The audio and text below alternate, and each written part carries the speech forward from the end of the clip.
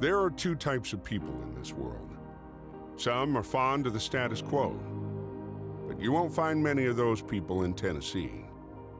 You're more likely to find that other type, the ones who spend themselves on work worth doing, who grab the chance to step on stage and say something worth hearing, something worth believing.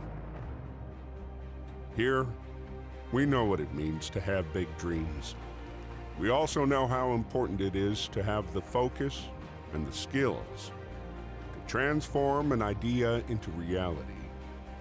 To build something better, you need vision. You also need a modern workforce, equipped with the latest technology, yet dedicated to timeless values of hands-on craftsmanship. You need a state that embraces learning, and we've made history with our commitment. Our workforce is empowered with access to education and innovative partnerships. You need a partner who delivers results. With the lowest debt in the country and a sterling credit rating, we have a hard-earned reputation for fiscal responsibility. By knowledge and by spirit, Tennessee knows how to succeed in business, with the expertise and assets to make things happen. By geography and by attitude, Tennessee knows how to reach global markets. With the infrastructure and prized international access, get you where you need to be. And by all accounts, Tennessee, with our boundless natural beauty, is the picture-perfect place to call home. A partner that combines the right mix of resources and investment to support growth and innovation.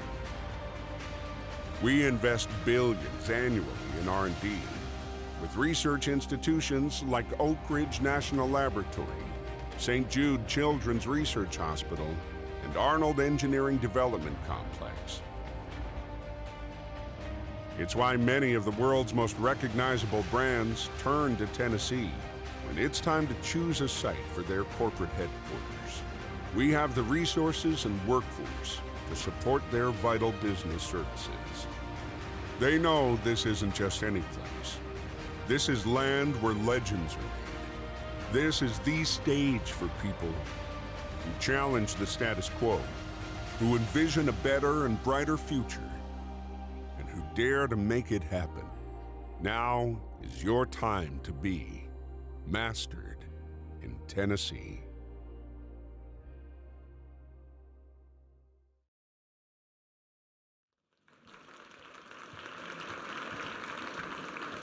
Good morning. Welcome. This is our 5th annual Outlook Williamson event, and we are incredibly grateful that you all decided to come and share your morning with us, get up bright and early. We recognize that your time is your single most valuable asset, so we have managed to cram as much content as we possibly could into the next few hours. We've got 3 sessions for you. Our first session, we're going to have the State of Tennessee's Commissioner of Economic Development, Bob Rolfe. He's going to be talking about why companies are continuing to choose Tennessee and a little bit about why they're choosing Williamson County specifically. And then we're going to have a site consultant from Texas, Kim Moore, who's going to be with us. We've had an opportunity to work with her in the past, and she's going to talk about trends that she's seeing across the country, as well as why she thinks that companies are looking at the Middle Tennessee region and Williamson County. In between those sessions, you're going to get a break. One of the things that we've heard from you over the last few years is that you enjoy the networking that this particular event brings to the table. And so we want to make sure that you maximize your time. I want to do a little bit of, if you'll just indulge me for a second. We've got about 400 plus people in the room. This is our largest crowd for this event. If you think you know every single person in the room, raise your hand. Is Rogers here? He doesn't count. All right, I didn't think so. So during your first session, real quick, take a look around. If you could, find someone that you don't know right now. Don't get up. You haven't had your second cup of coffee yet. Make a mental note. In the first session, go over and introduce yourself. If you've got a business card, even better. One of the things that we like to do at Williamson Inc. is really focus on building the economy here in Williamson County. We also want to make sure that our chamber members and our economic development investors are doing business with each other. So take a little bit of the pressure off. At 8:45, when we do our first break, This room should explode with people getting to know each other and making connections. Before we get started, we do have some thank yous. So specifically, first and foremost is Middle Tennessee Electric. Thank you so much for your sponsorship today. They are our event sponsor, but they're also our partner in economic development throughout the year. We could not do what we do without them, so thank you for your support. They have a table down here in front.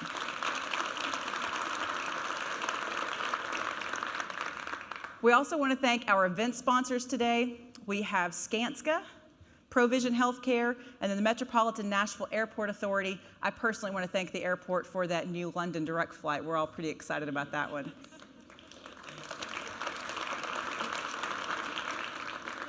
And then we have to thank the people who probably got you here today, our media sponsors. Homepage Media Group, Livability, TN Media, News 4, WAKM 950, Williamson Herald, and your Williamson. Thank you so much for your support. And then there's the people who make us look and sound really good. To Adama Partners, thank you so much for your audio-visual support. They've been with us for many years now during this event. We could not do it without them. To Southern Event Rentals for all of the hospitality. And then, of course, to GBI, Bart, I don't know where you are in the room. Thank you for the soft seating, for the stage seating, and specifically for letting me pick out some of the most expensive chairs in your showroom. Really appreciate that. On the GBI note, there's a lounge with some charging stations. You're probably going to need those charging stations because I'm sure that you're all going to be actively tweeting on your phones and Instagramming all morning. Use the hashtag Outlook2018. We've been trending the last couple of years on this. Don't let us down this year. We want to keep going with that.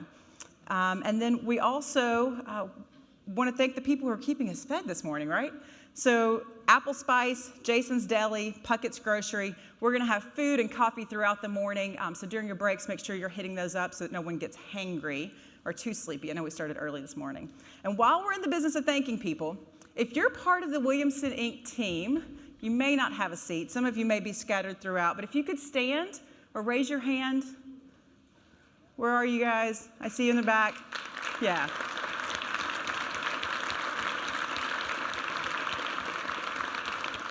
This doesn't just happen overnight. They've been working on this for months and months, and we couldn't do what we do without them, so thank you, team, for all of that.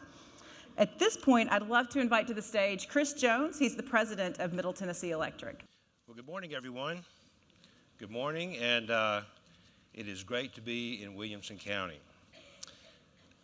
Middle Tennessee Electric is very proud to sponsor Outlook Williamson for the second year in a row. And of course, we are proud to serve Williamson County and to serve each one of you who number yourself among our membership.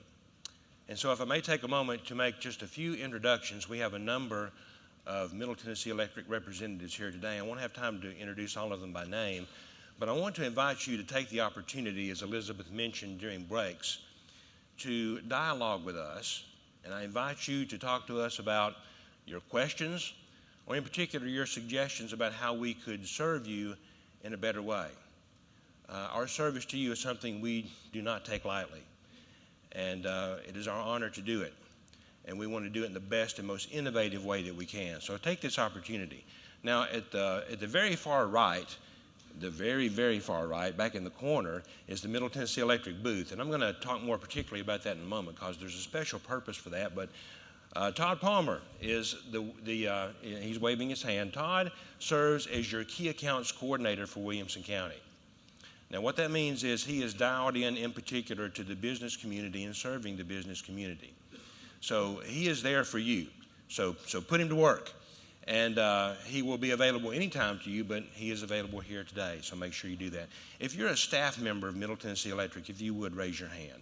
A number of folks here in the front, and so I don't have time to introduce all of them individually, but again, if you would take time to say hi to them. But we also have some of our board members here today.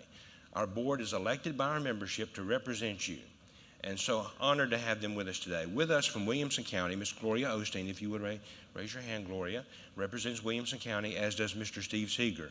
Steve actually represents you as an officer. He is the Secretary-Treasurer of our board. From Wilson County with us today is Mr. Jim Mills, and so your board members here today. And if I may take a moment of personal privilege, our hearts are a bit heavy this morning as we last night lost our longest serving board member, Mr. Dan Smith of Wilson County. And Dan served Wilson County, but he served you as members for 48 years as a board member. Now, he was most recently Director Emeritus. But again, our hearts are heavy. Our thoughts and prayers go to his family, and thank you for allowing me to recognize him before you today. Perhaps some of you knew him. He was very well known in the cooperative, but also the agricultural community in Middle Tennessee.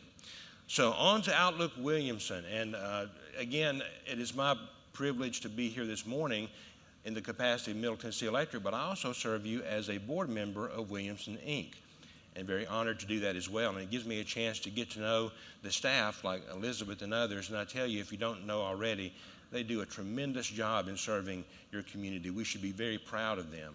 And it's been great to get to know them better and better. Among the fruits of their labor, I want to call to your attention on your table is this. It is a trends report. So take a special notice of that, if you would. It is packed with information about Williamson County. But within it, and within that information, is an Easter egg, something we want you to look for and find, and there's a prize attached to it. Now, if you find an image, and I believe it's on your screen right now, if you find that image in your trends report, there's something that you can do to win a prize. Now, it is not the symbol that is on the cover or the inside page, okay? It is inside and hidden. So you have to look for it, but it is in your trends report. And the prize that, if you find it, you're eligible for, now get this, is a round for 4 at Vanderbilt's Legends Club. So it is a nice prize. Now, as I'm sure you're very distracted as you're looking for that prize, that's okay, you continue to do it. But here is how you win once you find it. And it will be maybe a bit challenging to find, but what you'll need to do is take a photo of the image that you have in your trends report and then tweet it to #Outlook2018. The first person to do that will win that prize. Now, later Elizabeth will make the announcement as to who won it, and once you win and make the announcements made, then come find me over at the booth and I will give you your prize. So this report, again, packed with information about Williamson County, about its current economy and projected trends for the next 10 to 20 years. It is an award-winning publication. It has won awards from both the Southern Economic Development Council as well as the International Economic Development Council. And speaking of staff, we want to recognize one staff member in particular who did a lot of work to make this a success, and that is Mr. Nick Binnicker. Where is Nick? We need to recognize Nick. But there he is, okay. Nick, thank you for your work. Awesome work on that project. Now, there's also some other prizes. I love giving away prizes. Normally, I don't get to do that, so I'm happy to do it today. Thank you for allowing me to do that, Elizabeth. So, and perhaps you've already noticed this, some of you, a select few, at the back of your trends report, if you found one of these, and there are a few of them out there, if you found one of these within that, you're already a winner. There is a certificate within that allows you to enjoy some prizes from places like Escape Game, golf, dinner, King's Bowl, so some fun stuff there. So we hope you enjoy that. Again, welcome to Outlook Williamson. We're looking forward to a great morning packed with information. And again, if we can be of service to you as Middle Tennessee Electric, never hesitate to reach out. Thank you. All right, so before we get started on our first session, a couple more things to point out. A lot of what we focus on this morning is obviously real estate and new developments. We couldn't possibly highlight all of those on this stage. So what we put together is a renderings gallery for you. So on this side of the room, you're gonna see a lot of blow-ups of developments that are coming online. Take a few minutes during the breaks to check those out. We'd also invite you to spend a few minutes up on the right stage here with our event partners who are there to host and talk to you about what's going on with their businesses. We'd love for you to spend some time up there. Throughout the morning, our President and CEO, Matt Largent, is going to be sharing some of the information that we pulled through the 2018 Trends Report, as well as a recent business survey. And at this point, I'd like to invite Matt to the stage to get that started and kick things off for us. Matt?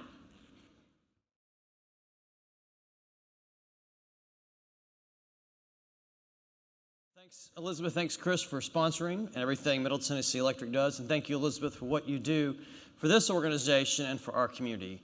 Who's ready for some charts and graphs? Exactly. Actually, I'm gonna start with a story this time, I think. This is interesting. This is actually from a Tennessean article that ran in the print edition on Sunday. And it's a story I'm sure everybody in this room has heard repeated about how families are making choices of where to move and where to live. I thought this was really interesting. This is a story about a guy named Gregory Nicholson who decided to retire in some place moving away from New York and did site selection work. Kim, just like companies do site selection work that you work with, families are starting to do site selection work as well. So they're looking across the country and they're doing spreadsheets and databases and finding out exactly what's the best fit for their family. And I think his quote at the beginning is something so important for us in this room, and this is critical. This is what Williamson County is all about, and this is where we should all strive. You want to have an area where kids can grow up and have a future, not just grow up and have to leave. And that, I think, is the entire goal of this economy, is to make sure that this is a place where people can begin and end their career. They don't have to move to Chicago or Charlotte or Atlanta. Williamson County, the National Region, is a place for careers. It's not just about growth. It's not just about growth for growth's sake. It's about recruiting and retaining those kind of jobs that allow our family, our friends, our residents to have those kind of careers. So we know how Gregory would rate the Williamson County economy because he did a survey and found out what was important to him. We asked the question on our survey of about 900 responses, how would you rate the Williamson County economy today? It's nearly 100% said it's either good or excellent. Again, no surprise to people in this room. This has been pretty consistent. We've done this survey for the last 5 years. We also know that we're a successful community because of some of the recent rankings that we've enjoyed. A couple of note, Brentwood was just recently ranked as one of the best places in the U.S. to launch a career. Again, that goes back to how important it is that we create an ecosystem that allows people to have careers. And then Southern Business and Development, an economic development trade magazine, ranked Williamson County as one of the 25 best places in the South to relocate your headquarters. This one I'm particularly proud about. This is about healthiest communities that came out last month in U.S. News and World Report. Williamson County was number 23 on that list, the only county in Tennessee ranked in the top 500. The overall score we can see is 100% higher than the Tennessee average, 56% higher than the national region average. And what's really interesting about this, it's really in-depth, and it looked at a lot of different categories. So if you notice on the screen, the top performing category for Williamson County was in the economy. And to me, this strengthens my view that a strong and healthy community equals a strong, the economy equals a strong and healthy community. Those two things go hand in hand. Taking a step back, this is directly from the Trends Report. This is just a snapshot of who we are. The arrows refer to either an increase or decrease from last year's data. So again, no surprise, we're a growing population. The workforce continues to grow. We've grown about 4 times what the Tennessee average is over the last 5 years. You can see the median age. 57% of residents were born in a different state. That went down, but just a couple points. It was 60% last year. Median household income is number 7 in the country. New business license filed, I think, was up about by 20% from last year. And unemployment rate is incredibly low, 2.2%. In fact, we're part of the lowest unemployment rate metro in the entire country. Williamson County continues to lead the region in job growth. This is really, really important. So you can see we grew in the last 5 years in jobs at 33%, followed by Maury County at 30%. So we continue to be a leader in Middle Tennessee in job growth. You know, as a leadership organization, it's really important that we take on some of the challenges we have as a community, particularly challenges that are related to success we've had and some of the growth that we've enjoyed. And we know things are going well in Williamson County. We know this economy is really strong, but we've got to pay attention to those kind of things that threaten our prosperity. So we always ask the question in the survey, what do you see the biggest threats to your particular business and your business profitability? And right now, finding talent with the right skill was number 1. They actually flipped from last year.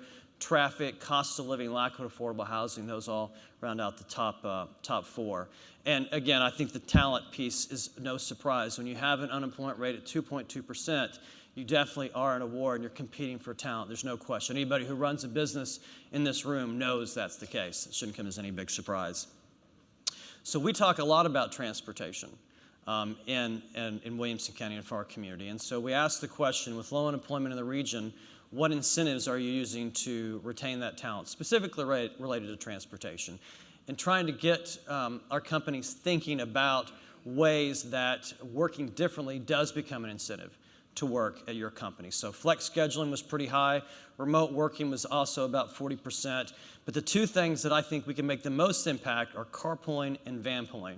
We talked a lot in Mobility Week a couple of years ago about changing behaviors that would impact transportation and particularly congestion in our community. So these are two of our community partners that we work with that help provide those solutions. Hitch is now offering rewards. Hitch will pay you to carpool. Download the app. I strongly suggest that. Over 3,500 users, 600,000 shared miles. They partner with companies across Middle Tennessee to actually sort of adopt geographic areas, and they will pay people to connect and carpool. It's very important. And then TMA offers the VanStar Vanpool program, another great way for you to look at ways to get cars off the road. And we'll talk a lot more about this at our Transportation Summit. It's actually on June 19th. And then a Southern Corridor study starts later this month that will look at the transit options and solutions down the 65 corridor in Middle Tennessee, Williamson and Murray County. I can't mention TMA without talking about a tragedy that affected our community over the weekend. Diane Thorne, who worked at TMA for years and was actually a board member of ours, passed away tragically, incredibly sad. So I just ask that you'd include Diane and her family in your thoughts and your prayers. The next thing I want to go to was, we asked the question on this survey, and we have the last couple of years, to address some of the transit infrastructure needs in the community. Would you support or oppose a local tax increase dedicated to a comprehensive traffic plan? You can see overwhelmingly, or about near 50%, the business community said they would support it. Now, look, we all know the details matter. I mean, right? It depends on what kind of plan you're talking about. That is important. That's what's being debated in Nashville right now. But I think what this says is the business community is supportive of a plan. Now it's up to us and, frankly, everybody in this room to figure out what kind of plan makes the most sense for Williamson County and makes the most sense connecting to the entire Nashville region. We took a step back this year when we asked the question about traffic. We all know that it's a challenge. It certainly can be an inconvenience. But we asked the question, exactly how is it a threat? And there may be some things in this list that we haven't considered necessarily in the past. So the first point is about retention of talent. And it shows how traffic is related to talent retention. It's related to housing. So, when people have to commute in for work, there is a challenge retaining those employees, especially if jobs become open in a place that's closer to where they live. So this is one reason that housing is connected to transportation, is connected to land use. We've heard this actually from Lee Company. Service times in particular are a challenge because of traffic and congestion. So a company like Lee Company can't service the homes and the businesses they could before because congestion is such an issue. So certainly that's a challenge. We know from the next quote that this is a regional issue, right? These traffic challenges don't stop at the county lines because of commuting patterns throughout Middle Tennessee. So Rutherford and West, I mean, you all know how that is. And then I think this is the final point is employees can't afford to live in the city of employment. They drive back and forth on different shifts. They're always in traffic and congestion. This is exactly how traffic and transportation congestion is related to housing. So we asked the question this year, there's limited housing in the $250,000 to $350,000 price range throughout Williamson County. Is this cost impacting current or future planning for growth in your company? You can see the results of that. And then we asked the follow-up question, would you like to see more affordable housing options in Williamson County for your employees? I mean, over 60% said yes. And I think everybody sort of knows this is the challenge that we face, and how we address it. It really is going to affect the future path of the Williamson County and Middle Tennessee economy.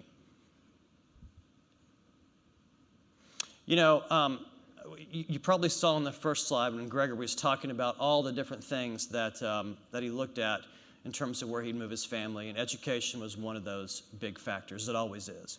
We are really fortunate to have the great school system we have in Williamson County, that great school ecosystem. And I always point to this number: 56% of our residents have a bachelor's degree. Because of the way economies are trending and we're seeing a move toward more service sector jobs and more of an innovation economy, this number matters more than anything. So we're very fortunate in Williamson County. We have so many people with that college degree, with that advanced degree. That is a signal that this is an economy that will continue to improve, because that's the talent companies are looking for.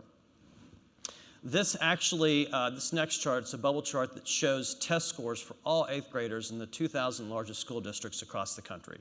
This looks at the last 5 years or so, and the bottom line to this is in the Williamson County School District, the typical 8th grade student scores 2.2 years above his or her grade level. Again, shouldn't come as any surprise. The school system is our largest economic asset in Williamson County. But we also know it's not all about the test scores. And I want to tell you about a recent award. The Franklin High School students won a regional robotics competition, and they qualified for an international robotics competition. It will happen May 18th to the 22nd in Houston of this year. So this is, I think, how we help to step in, but how the business community really supports our schools. So the students didn't have the money to go to the competition. They reached out to us and asked for help. We connected them with AppCom and Horn, and those companies actually funded their trip to the International Robotics Competition. And that is a way that we play a role as a convener organization, but it also shows how important our business community and supportive our business community is for our schools. So it's great for Franklin High, great for those students, and we're thrilled to see what the outcome is on that. I'm finally going to end the introductory remarks by talking about something that's actually my favorite chart of today. This is a map of the United States that shows test score growth rates across all public schools districts in the entire country. And something should jump out at you pretty quick. You can see that, so green is good, purple is bad. And you can see the green, bright green rectangle in the middle of the country, and that's Tennessee. And Tennessee, across the state, has had a significant increase in test scores. This is a big deal. This is very intentional. This reflects on the students, reflects on administrators, reflects on the teachers. It is a big, big deal. Hold on, go back to that. There we go. So this really bodes well for current students across the entire state. It also bodes well for the future of the Tennessee economy. And nobody knows more about the future than the Tennessee economy than our first speaker. That's the Tennessee Department of Economic and Community Development Commissioner, Bobby Rolfe. Bob Rolfe was sworn in on March 1st, 2017 by Governor Haslam to serve as the commissioner of the Tennessee Department of Economic and Community Development. The department's responsible for recruiting business and industry to the state, as well as maintaining and guiding Tennessee's overall economy. Before joining the department, Mr. Rolfe held the position of CEO and chairman of Medical Reimbursements of America, a company that provides specialty reimbursement solutions to improve financial performance for hospitals and health systems nationwide. He received his EMBA from the Owen Graduate School of Management at Vanderbilt and a BS from the University of Alabama School of Commerce and Business Administration. He and his wife, Kathy, have been married for 33 years and have 3 children. He's a member of First Presbyterian Church in Nashville, where he has served as an elder for 2 decades. Please welcome to the stage our friend and a friend to all Tennesseans, Commissioner Bobby Rolfe. Well, Matt, thank you. Good morning to all. And what Matt didn't share with you is, on a personal privilege note, I spent 6 great years at Battleground Academy on the old campus. So I've seen this community grow like no other community. And then I had the privilege, after 16 or 17 years in the investment banking business, working for a couple of companies and leading a couple of wonderful companies. 3 of them happened to have been, 1 in Brentwood and 2 in Cool Springs. And then about a year ago, we exited a company that I worked for and came to work for the state. Governor Haslam had called me a time or two and asked me if I would leave the private sector and This is a 2-year window for him. He is a great partner. He is a great leader. We're very fortunate to have Governor Haslam, who we work with every day. So my job and our responsibility with the 100 colleagues that I work with every day is to do one thing. It is to jobs. It's about job growth. What can we do in Tennessee to bring more jobs to Tennessee and retain companies that already call Tennessee home, expand with them? And so we do that through a whole host of incentives and other programs. So with that, I'll tell you just a little bit. Now, I'm not big on slideshows, but nonetheless, if you'll just bear with me, I think a couple of these will be really important. But what you can see there, and I'm not going to read these screens, but just if you'll please note that we have had some successes. The governor is more interested today than ever in the quality of the jobs that we recruit to Tennessee. What I mean by that is simply, what are the wages? We're chasing family wages. Now, in your community, that's not an issue. But I will say, on a personal note, when I did more recently, we had about 300 employees here in Cool Springs, or over in Cool Springs. And our challenge was, how do we create family wages when we're competing with other great healthcare companies? And we found a way to do that.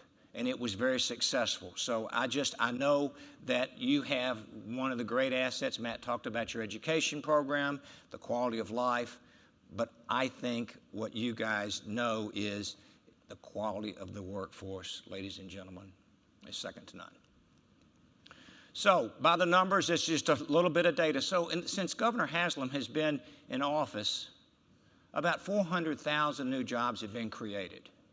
Where the Department of Economic and Community Development comes into play is where we incent jobs, and that is part of the recruiting process. And what you'll see here is about 156,000 jobs have been created with economic incentives. And what you'll also note, which I think is very important, and this is, now we're in Nashville, you're in Williamson County, but there are 93 other counties. And so this data point, 45% of the new jobs have been created in rural communities.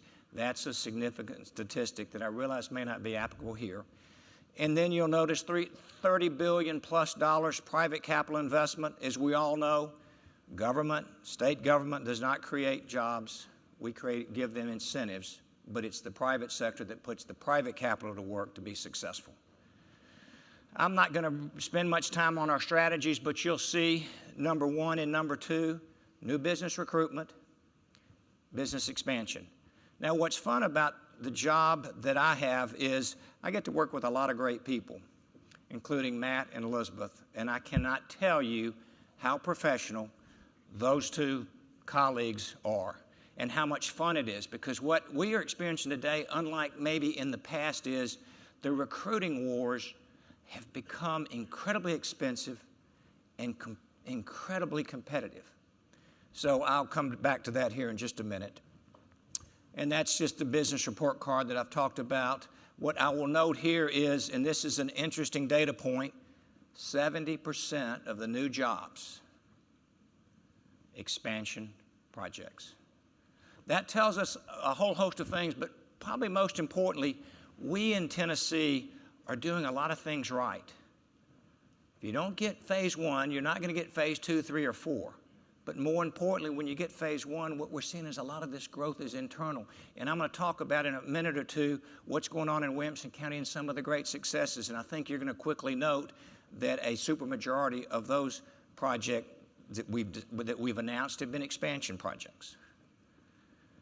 And this is last year's report card.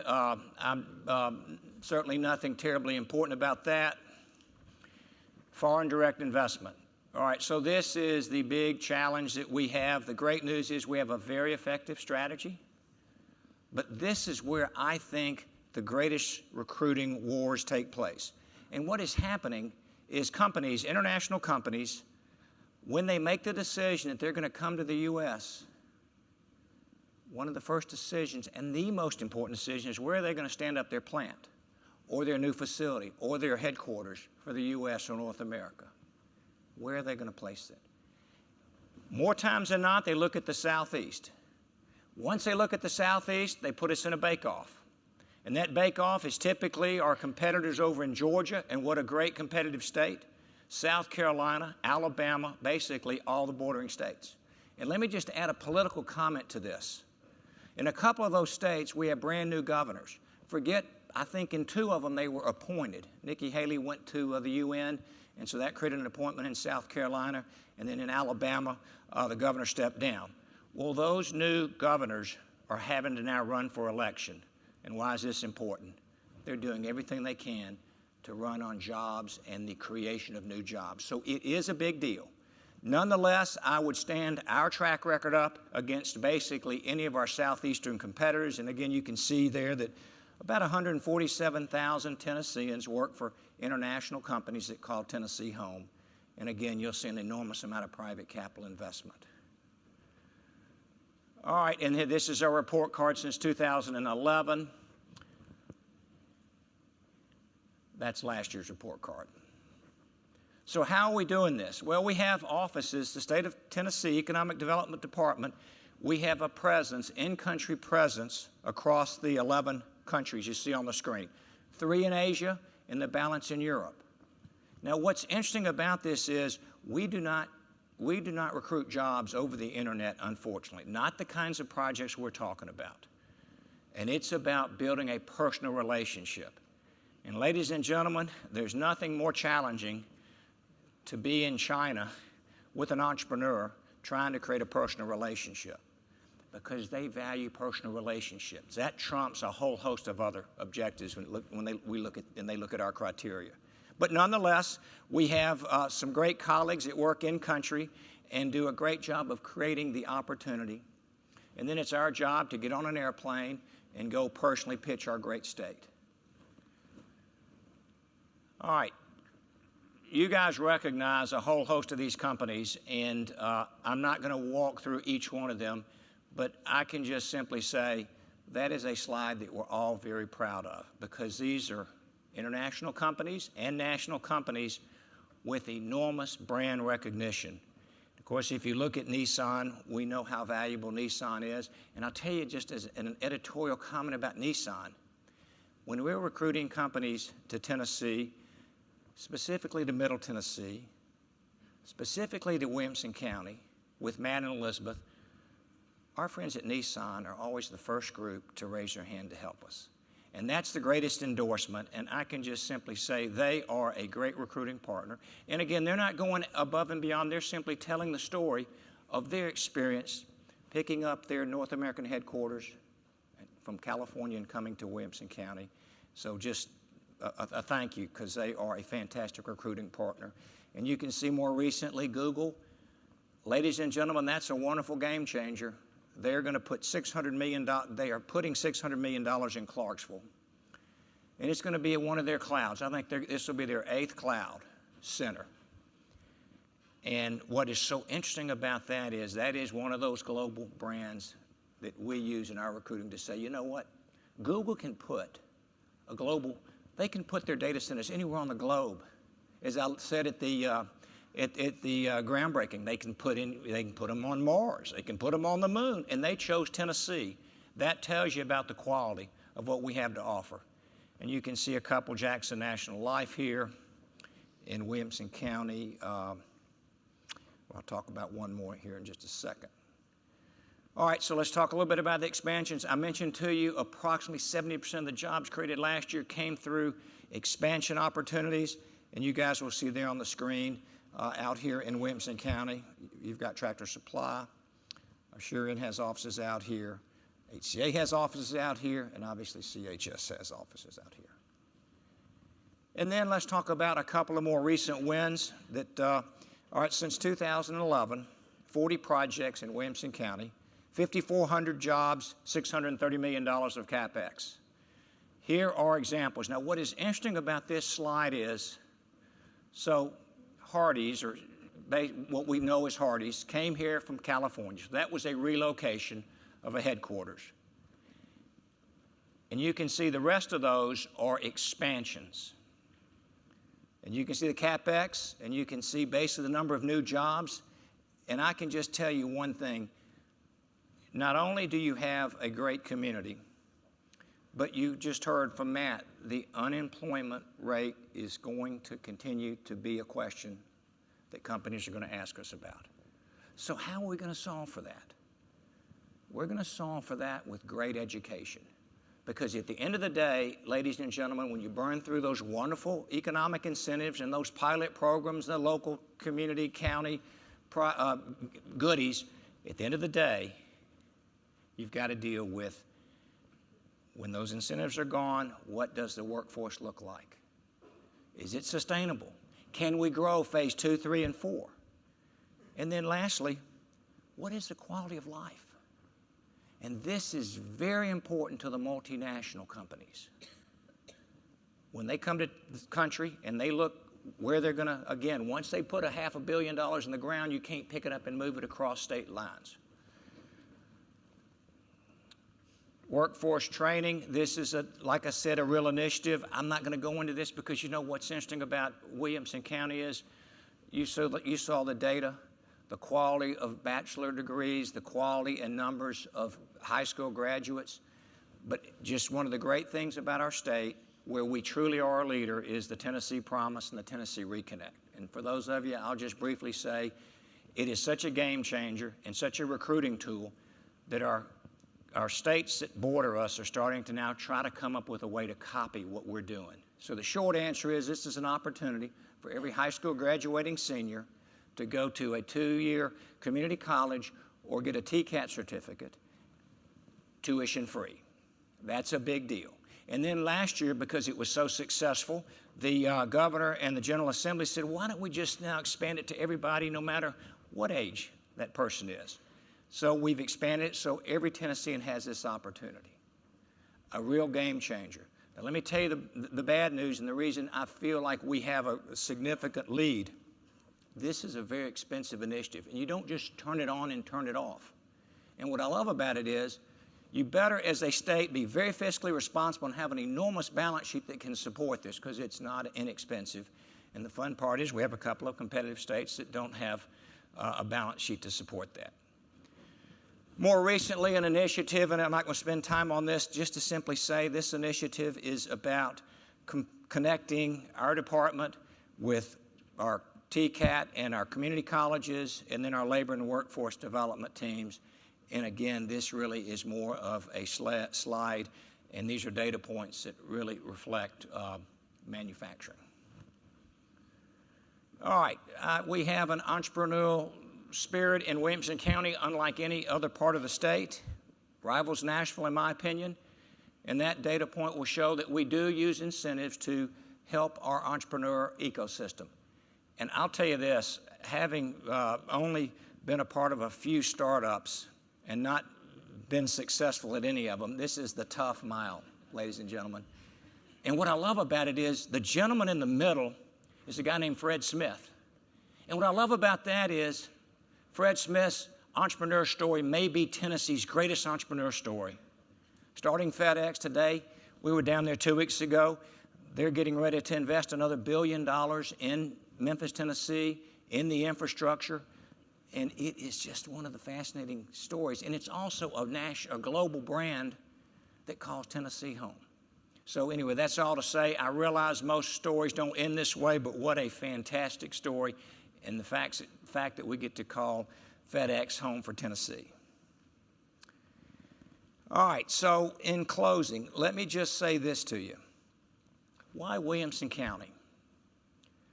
And as I mentioned to you a few minutes ago, the enormous competition we face now, once a company says they're considering Tennessee, our job at the state is to create every inventory option for them. But what I want you to know is we don't traffic in selecting communities. Our job is to give them all the data points. And then when they say a certain site, a certain community, a certain this or that, that's when we work with the local communities. What is so much fun about recruiting with Williamson County is the story is so attractive. The story is so attractive. Ladies and gentlemen, you have, as we've already talked about, the greatest workforce. And I know that because, again, I've led 3 companies, and I think the last company we employed about 300 people. And then you distill it down into education, quality of life, and an asset in downtown historic Franklin, which we love to bring companies to because we think it is such a cool asset. The intimacy of your downtown Franklin. And then it's just the quality of the people. And 400 people came out this morning to learn more about your community, which speaks volumes for the quality of your community. And the best news is you're right across the county line from Nashville. Now, Williamson County competes for projects with Davidson County. But just straight up 65, you have assets that you get to market. And what I mean by that is you've got an enormous amount of entertainment in Nashville. You have urban living. You have a great children's hospital, not that we don't have great children's hospital assets here. And you've got a world-class airport. And that world-class airport, the metro airport's in the process of spending about $1.2 billion. That is something that we're all so proud of. And that's an asset that you get to use when we market Williamson County. And then our friends at the Metro Nashville Airport, which we recruited with them to bring British Airways to Nashville. Ladies and gentlemen, that is going to be a game changer for us recruiting international companies. So I've been on the job about 13 or 14 months, and I've taken 12 international trips. And I cannot tell you, after a long trip, my last one to Thailand, and I can't even tell, I won't even go there, but we spent 24 hours over there. Coming back to the U.S. and in-gating through, in that case, it was Chicago. Now, that's not going to mean anything to you, except when you're trying to catch a flight to get back to Nashville. And you've got to go through TSA, and then you've got to get your luggage, and then you have a 20-minute hike. Well, the beauty about coming home now, because British Airways is going to be able to take us from Nashville to London to 180 different locations. But when you get to come home, is it a 5-10 steps to get through TSA, and then 10 more steps to get your luggage, and you're home? Ladies and gentlemen, it'll be little things like that that are going to mean big things for the great state of Tennessee, certainly Middle Tennessee. So with that, first of all, you're nice to come listen this morning to us talk about what we're doing at the state. What I also think I can give you some great assurances to is we're going to have an election in the next, the primaries will be in August. But I can tell you what we do have, and I think we'll continue to have, is a great General Assembly that's been very supportive of economic development. We've had a fantastic governor who is maybe our best recruiter, because our job collectively is to get us to the finals, and then I bring the governor in out of the bullpen, 9 fastballs, and they're out. So, guys, I'll just say this to you. We're in a great place, and we see this continuing. And so thank you very much. I hope you guys have a great, what day is it today, Elizabeth? Is Wednesday, my apologies. And we look forward to some great announcements between now and year end that are all going to take place here. So thank you very much. Thank you so much. Thank you. Perfect. We truly could not do what we do in economic development without allies like Commissioner Rolfe. It has been incredible getting to know him over the last couple of years, and he's an absolute asset for us when we go in to meet with projects. And he said it best, the majority of what gets attention with economic development, that's recruitment. That's what they write about in the papers, that's what everyone wants to tweet about. And the truth is, we spend the majority of our time focused on existing businesses, trying to figure out how to grow the economy here with what we already have. We love getting the new shiny ones, but what's most important to us are the ones that are already here with us. To that end, 3 years ago, I had an opportunity to meet a site consultant out of Texas, Kim Moore. We were doing our very first red carpet tour. We had the new Pilgrimage Festival and thought, okay, this is a great way to showcase Williamson County. We invited Kim to join us. She spent an entire Friday with us traveling around Williamson County, showcasing all of the dirt that's being turned and in workforce meetings, getting to know other HR professionals and hearing about what a great place this is to do business. And then she got to spend the entire weekend at Pilgrimage Festival seeing what we get to see every day, what a great place this is to live in. And she quickly fell in love. So since then, that was, like I said, almost 3 years ago, she's actually brought projects to Williamson County. And we're in the process of working one right now. We've got a couple more that are coming down the line, so we know that these relationships work. So without further ado, I'd love to invite Kim Moore, my dear friend, to the stage. Thank you so much. They told me last night there was going to be 400 of you. There's really 400 of you. I think that is following Commissioner Rolfe is going to be tough. He stole a lot of my speech, so I apologize for the repetitiveness. But one of the things that I like about it is it shows how aligned you really are, and especially to what we're working with our clients. So, as Elizabeth mentioned, I had worked a project in Tennessee, in Nashville, back in 2015. It was actually in 2014, was a shared services project, and really didn't know anything about this area. So, I guess I should have my clicker. I didn't even see that, sorry. And so, basically, when I kind of talk about it, my company requires me to tell you who we are. But other than that, I want to stick more to the touchy-feely, which is the important part. As Commissioner Rolfe mentioned, this is a relationship-building business. It's all about relationship building, and we'll get more into that a little bit later. But, so I work for Newmark Knight Frank. We're a global real estate company. We're the third fastest growing real estate company in the nation. We have 15,000 professionals in 400+ offices on 6 continents. So we're pretty connected, and we do a lot of work. So I work for our Global Corporate Services division, and I also work in consulting. With that, we're kind of an A to Z. We do everything. We can take a project from the beginning and all the way through construction, project management, lease admin, facility management, and can keep them for long term. These are some of the people we do this for. We have a pretty impressive client list. So how we met. I ended up getting this wonderful invitation. We get a lot of invitations to come to events and go to FAM tours, and they're all really great, and we learn a lot of information about a lot of areas. But one of the things that Franklin's just made such an impact was who we were going to get to meet with one-on-one, which is really important, but then also some of the fun experiences that came along with it. So I had the opportunity, I have family in Tennessee, but I just never made it this direction. Worked projects in Nashville, just never made it this direction. Knew Franklin's name, but didn't know much about the community. So during this tour, we had the ability to meet with Nissan and hear Nissan's story, which is amazing. We got to talk to HR directors from Tractor Supply and Mars. And one of the biggest things I found out is Williamson County owns my favorite job ever. So if anyone can put in a good word for me with Mars, just please, I want to be one of the associate handlers. So bad. But we had a wonderful time. I got to know the staff. And one of the things that these FAM tours also allow us to understand is if I brought a client here, how well would you take care of them? And what I learned is your economic development team here in Williamson County is top-notch. And I'm never concerned when I step off the plane, I don't have to worry about another thing. I just have to worry about getting my client downstairs in time to get on the bus for the tours and the meetings that we're supposed to be in hand. I know that they're going to be wonderful, and I know they're going to have the right people there to have us have great conversation.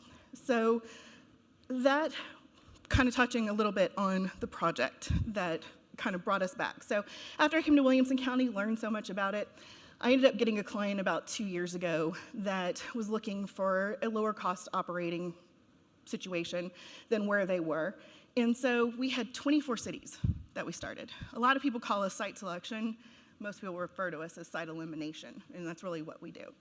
So 24 communities that are on this, and Tennessee's not even in the mix. We take that down to 7, and we start touring them with site tours. And we're actually in the airport between these site tours waiting to catch a plane to the next location that we're going to tour. And we eliminate one sitting at a table because of the time zone. And they're like, Kim, what are we missing? What is it that we're missing? If we take this off, who do we replace it with? So we sat there and we talked for a little while, and I said, I think you need to look at the Nashville area. Specifically, I think you need to take a look at Williamson County. And they said, let's do it. Let's switch them out.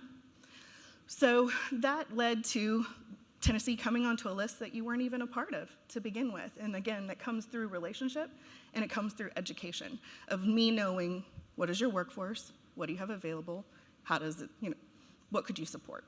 So I was very thankful for those tours and getting to know the community better and knowing that you're going to be able to take care of my clients when I bring them. And that has actually led us to several other clients that are now considering the area. So again, just kind of shows you how those relationships get started and they build. So today we're going to talk a little bit about trends in technology and headquarters relocations. These are, I have a tendency, I accidentally tripped into becoming a headquarters specialist. I've relocated 14 headquarters in my career, including AT&T and MoneyGram and a couple of other big Fortune 200s. And so with that, I've seen what it was like 16 years ago to go through and relocate a headquarters to what it's starting to look like now. And the funny thing is that headquarters are starting to mimic technology in a lot of ways. Why? Because there's a lot of technologies in headquarters operations. So, and again, it's going to come back to the big picture thing of talent. That is one of the #1 things that they're looking for. It's always one of their concerns. And then, of course, with a headquarters project, it's probably a little more on the cost-saving side than a technology company, where the technology company is based more on, hey, I need to find people, and they're really hard to find. So one thing, and I find any community that picks headquarters as their target industry, like you have, is very special people, because headquarters are like unicorns and snowflakes. They're very unique and very individual. I have actually lost one because the CEO wanted to become a part-time rancher. Just happens. So, you have things that you can control in the situation, and then there's a lot of things you can't. So basically, wanted to kind of talk about some of the things. This right here is one of my favorite campaigns. So, and this is a full-on campaign in Glasgow. Glasgow is known as one of the friendliest places in the world, and they're known for their people. And they did a survey trying to figure out who they were. And when they did the survey of the community, they realized it's the people. You see a lot of companies that figure out that it's their people that makes their culture, but you very rarely get a city that really understands to this level that it's their people that make it such a unique place. So this kind of brings it to the biggest part, which is talent is everything. Labor is everything. Used to be location, location, location. Now it's labor, labor, labor. So, we're definitely, there were a lot of the things in a headquarters and technology project that haven't changed is, you want a population that's growing, you want to be in an area that's easily, accessible. So we're not going to get into those things that are still very commonplace and still required. But we're going to talk into some very specific things. So 16 years ago, when you were looking for a headquarters, they always wanted to know you had a great school system. Now they want to talk to your superintendent. And they want to know, what's his plan? What is he doing? How are you educating these kids? How are you looking outside of just preparing them for testing? What does this look like? So before, workforce development and economic development was, you knew the workforce development folks and you worked with them, but that was kind of their responsibility. In today's day and age, you better be working hand in hand with workforce development. You better be working hand in hand with K through 12. Because just like Commissioner Rolfe said, it is all about how many do you have now? How can you get me more? Do you have a pipeline? Is it sustainable and is it growing? And that's what they want to know. So it goes down into kindergarten. It does, and it's getting that way even from manufacturer standpoints, of wanting to know if there's a specific pipeline or if there's a specific talent or a specific pathway that you're putting your students through so that they have this opportunity to backfill the positions that are coming open. I did a speech like this in Indiana, for the state of Indiana not too long ago, and one of their touting points is, oh my gosh, we have 75% more engineers than any other state. Well, that's great. Except for all I hear is, you have to fill 75% more engineering jobs before you even start to touch mine that are new to the area. So you better show me that you have an engineering pipeline like no one has ever seen. So these are the things that you have to think about, and it's just as intense when you're looking at accountants and finance and technology specifically. So, higher education is never going to lose its power, it's always going to be there. But because the battle for these types of talent, especially in technology, we're seeing these technology companies forgo a 4-year degree. and they're saying, we'll take a certificate and work experience because we need the talent. So you have to look at that, and you have to balance your education systems to support that so that you're having people, some that can go through a program quicker and be ready to enter the workforce, and then others that want to go the traditional 4-year route. You also, the flexibility in work environments, you just talked about remote working and different things like that, that's made this a global battle. You're no longer just competing for labor to move within the domestic US. You're looking at battling talent that's in the UK. You're looking at battling talent that's in Asia and India and other places. And with flexible work schedules and working remotely, they can work from there and still be a member of the team here locally. One of the biggest things I learned recently was that, Glasgow and the University of Glasgow has actually figured out how to use the GI Bill to educate servicemen in their universities in Scotland for free. Now, how do you get them back? So that's one of the things that everybody has to learn, how that it's no longer just a US issue.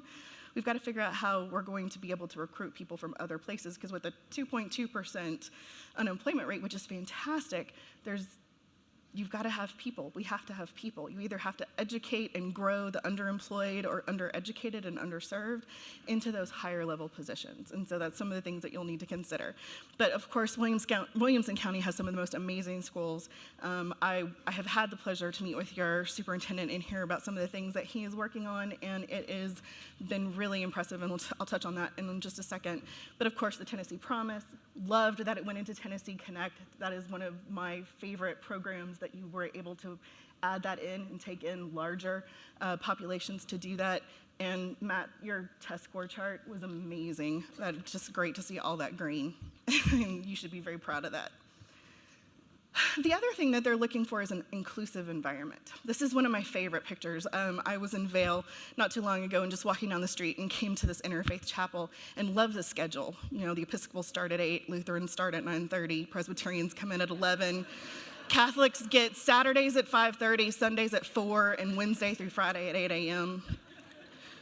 Jewish community comes in Fridays at 5:30. And I keep trying to figure out how they change the decor inside to match. But I just love this, and it basically shows what companies are looking for. They're looking for an all-inclusive, diverse environment.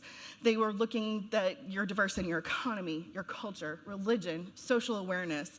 Again, coming back to talent, they want to make sure that whoever they're bringing here feels comfortable. They want to make sure that anyone they're trying to recruit is going to be like, yeah, I'll move there. That seems like a great place to live. So those are, again, you'll see how a lot of this, everything we're going to touch on is going to come back to the people and the people that work there.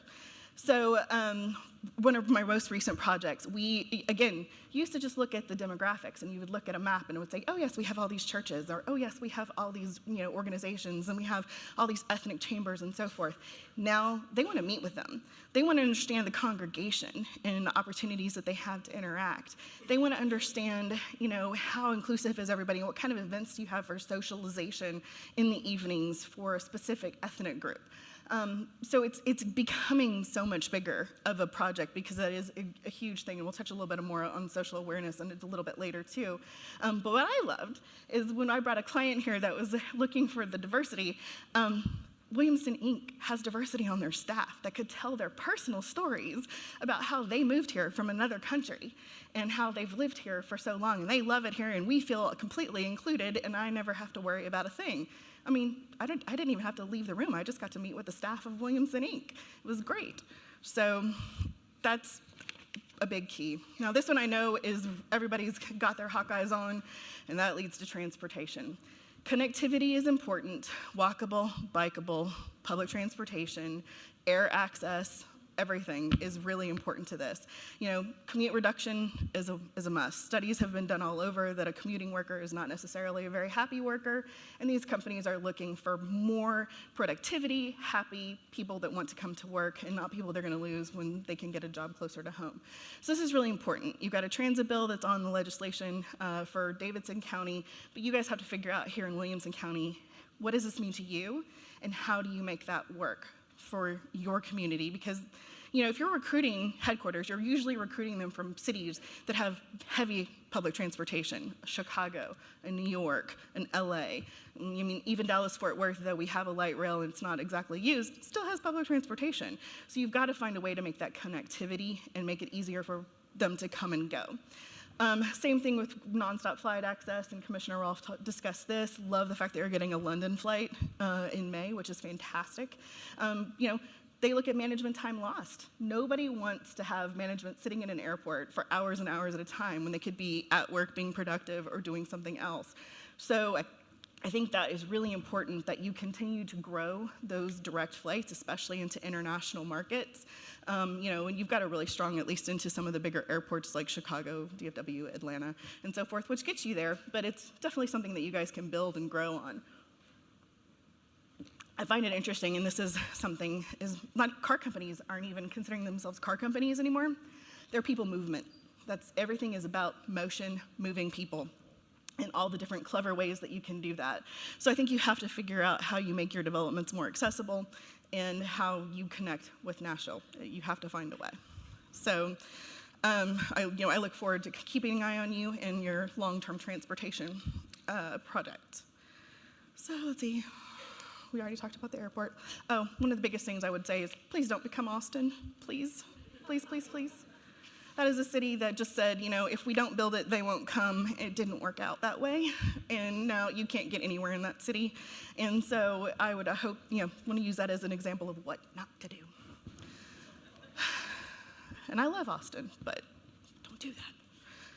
All right, so entrepreneurship ecosystem. This is incredibly important when it comes to technology, but it is moving into being an important consideration for headquarters as well. They want to know that you're a small business supporter, that you have all of these opportunities to connect and integrate into the community, co-working space, alternative work environments. These things are important. Access to venture capital and angel funding, and the fact that your state supports an entrepreneurial ecosystem through state funding incentives, which is pretty rare. I know my state of Texas tried it, failed miserably. So it got pulled, and we don't do that anymore. They leave that to the locals. So I think that's incredibly important. But one of the biggest things that I learned about your transition here in Williamson County to entrepreneurship is that your K through 12 actually has an entrepreneurship pathway. That's phenomenal. There are not very many school districts that recognize the importance of entrepreneurship at a K through 12 level. So that makes you kind of cutting edge in that area, and I hope that you continue to grow that and breed that innovation and culture into your youth. So the next part is quality of place. You guys have a wonderful location. I loved coming through downtown Franklin. It's like, this is gonna be our new hotel, and that's our new restaurant, rooftop bar. It's, cool places to hang out. They want to know that the city streets don't roll up at 6 o'clock. There's a bunch of cool places for young and olds to come in and hang out in the evenings and get to know, socialize, and interact. So unique neighborhoods that provide different types of alternatives of living are greatly important. Festivals that bring in tourists and unique events are important, and obviously pilgrimage is a wonderful example of that. They want your outdoor dining, shopping, dog parks, friendly restaurants, just unique experiences. These younger workers that are coming in have to have that level of socialization. A lot of people think that they just use apps and don't ever leave their house, but they do. They like to go out and just have a good time. Need to do some goat yoga, whatever, but they need to get out. The next part is amenities. So we're seeing more and more that these developments are coming in, and this is actually a picture of Legacy Food Hall in Texas. It's a first in the Dallas-Fort Worth area. And this was built to support Toyota's headquarters location, along with Liberty Mutual and several others. It's about a 12 to 14,000 jobs that were announced basically at one intersection. Don't go there driving. It's not a good thing. But this is kind of a fun thing that they put there. Instead of having to put a cafeteria in their building, which they do, but this gives them an opportunity. It's basically like a bunch of food trucks inside. So they can go there and they can have Indian, Asian, hamburgers, crepes, whatever, Hampton seafood. You can have anything you want in this building. There's like 30 different restaurants, no cash. You just bring your little card, or you can buy a card and go shopping inside for food, and it's fantastic. It's a great place to hang out. So it turned out to be something that would bring the workers together during the day. It has turned out to be one of the hippest places to hang out at night. And so on a Thursday, Friday, or Saturday night, you can find people of all ages. It's one of my mother's favorite places to go with all of her retired friends. It's so funny because she always like, what is that place again? And how do I get there? But she loves to go there, and it's just fun to be there. And a population that used to be not so diverse in this area, now you go there and you're walking through the food hall and you realize people are speaking a million different languages. There's so much diversity in that one building that it really communicates that, and you see the inclusion and you see everybody hanging out. And so these are the things. It used to be things like you wanted a gym and a dry cleaners and everything else, kind of nearby. Now it's more of an experience that they're looking for, and they want it to be walkable and accessible. And so I think you guys have some great plans. I've toured your buildings. I love the ping pong tables out by the office buildings. I wish I saw more people playing ping pong on those ping pong tables, but I think that's just a great little place. So continue to do that with amenities. Then we're also seeing changes to office design. This is actually a headquarters project that I actually worked on. It's for a company called Active Network. They moved out of San Diego into Dallas-Fort Worth. This is the 25th floor of a 1 million square foot building in downtown Dallas. This is their get together, hangout place. And so with that, they have statues, they have art, they have graffiti on the walls. And if you go out the doors, you can actually go outside, and there's a small park that's right outside the doors. And I find it interesting they did that at on the 25th floor. So you have these little spaces. Now, you're in a debate back and, it also has a pub on the other side, which is great for the evenings. They also put in a dry cleaners and an IT repair shop actually in their in their space. Not in the building, it's theirs, so that their employees have access to it. So these are some of the things that you're seeing to give that space. We are seeing kind of some shifting from the open floor plan that everybody has always wanted. They're finding out that tech workers aren't always that happy about being in complete and open floor plan space, and that some of them are kind of wanting to pull back a little bit. And I find it interesting that these guys do have an open floor plan, but you have a few people that have obviously come down to get some concentration on their own in their area. And last is social. I'll make this quick. I know my time is up. But so the last is social and philanthropy. So one of the best things that I find from a corporate headquarters perspective, and some economic development agencies just do not understand the importance of the philanthropy that comes with a relocation. When I worked on AT&T's corporate headquarters, we actually, within minutes of them announcing, they actually put their naming rights on our Performing Arts Center. And they were renowned for putting in multi-million-dollar investments in philanthropy within minutes of choosing a new city for any kind of location, even if it was just for shared service operations. And with that, I think you're going to find that, again, coming back to the culture of the workforce and the fact that they want to keep everyone happy, they want to make everyone feel inclusive, they're getting more and more into taking on these huge projects. So you as a community should absolutely take advantage of that and find projects for them to participate in locally so that they can help support your community, because that's really what they want. Most companies want to be a fantastic community partner, and so you can't just announce and walk away. You have to keep them engaged. You have to continue to be involved with them as they continue to go through their process and become a corporate citizen. You want them to be a part of your community just as much as they want to be a part of it. And so looking forward, as I mentioned, Williamson County has a fantastic head start on a lot of these things. But there's always things that you can do better. You guys are growing so fast. With great growth comes great responsibility. So you're gonna have to work on things like transportation. With a low unemployment rate, you're gonna have to work on things of developing a pipeline. And again, bringing those people that are in lower level jobs into higher level jobs, which will be replaced by others, and you just keep the cycle going. You also want to do things like push for those alternative transportation options, make your developments more walkable, bikeable. Even bikeable is defining like showers and restrooms within buildings. I mean, it's no longer just something as simple as just having a gym. You have to support those types of situations and be open. I love the fact that you learn from your peer cities. The past trip to Denver, a future trip to Dallas-Fort Worth to visit Frisco and Plano, and then also Washington, D.C., I think are incredibly important. I love the fact that you guys don't even, you punch above your weight. You're not afraid to go visit the Seattles and the Denvers and be like, you know what? That's what we want to be. And but the best ideas in the world are stolen, in my opinion. So if you can go in there and you can find something that works for you, that you can maybe put your own personal twist on, but it actually grows your community and makes it better, that, learning from them is fantastic, and I'm glad to see that you guys do that. Again, I have to definitely call out the Williamson County Inc. staff. They are cutting edge, top notch. I cannot outtrend them.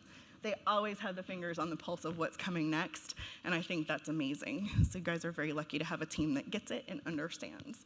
And so if everybody will put a good word in with me for Mars with me, tell them this is how they can get a hold of me.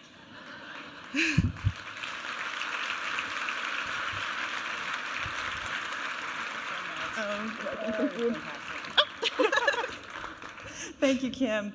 I am certain of one thing, and that is that the Nashville region, and hopefully very soon Williamson County, is going to look a little bit different because of the partnership that we have with Kim. It has been fantastic getting to know her over the last couple of years.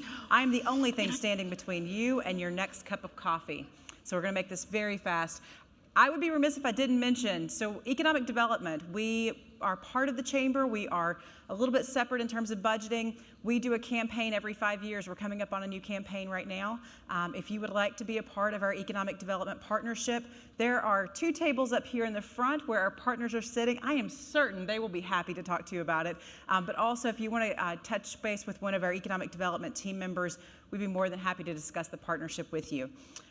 Christina Rijos, you have won a round of golf at Vanderbilt for 4. So it's really funny. As Chris was making the announcement, I watched a couple of people taking photos. He was literally still saying what the challenge was, and people were already tweeting. So I hope you enjoy golf. If not, you're going to make a friend really happy. The renderings gallery, again, as I mentioned before, make sure you check out Gresham's setup. Evidently, there's a VR program over there with the new Mars headquarters in there. So that should be a lot of fun to go look at. This is your break. Remember your challenge. Go meet someone new now. We'll see you back in 15 minutes.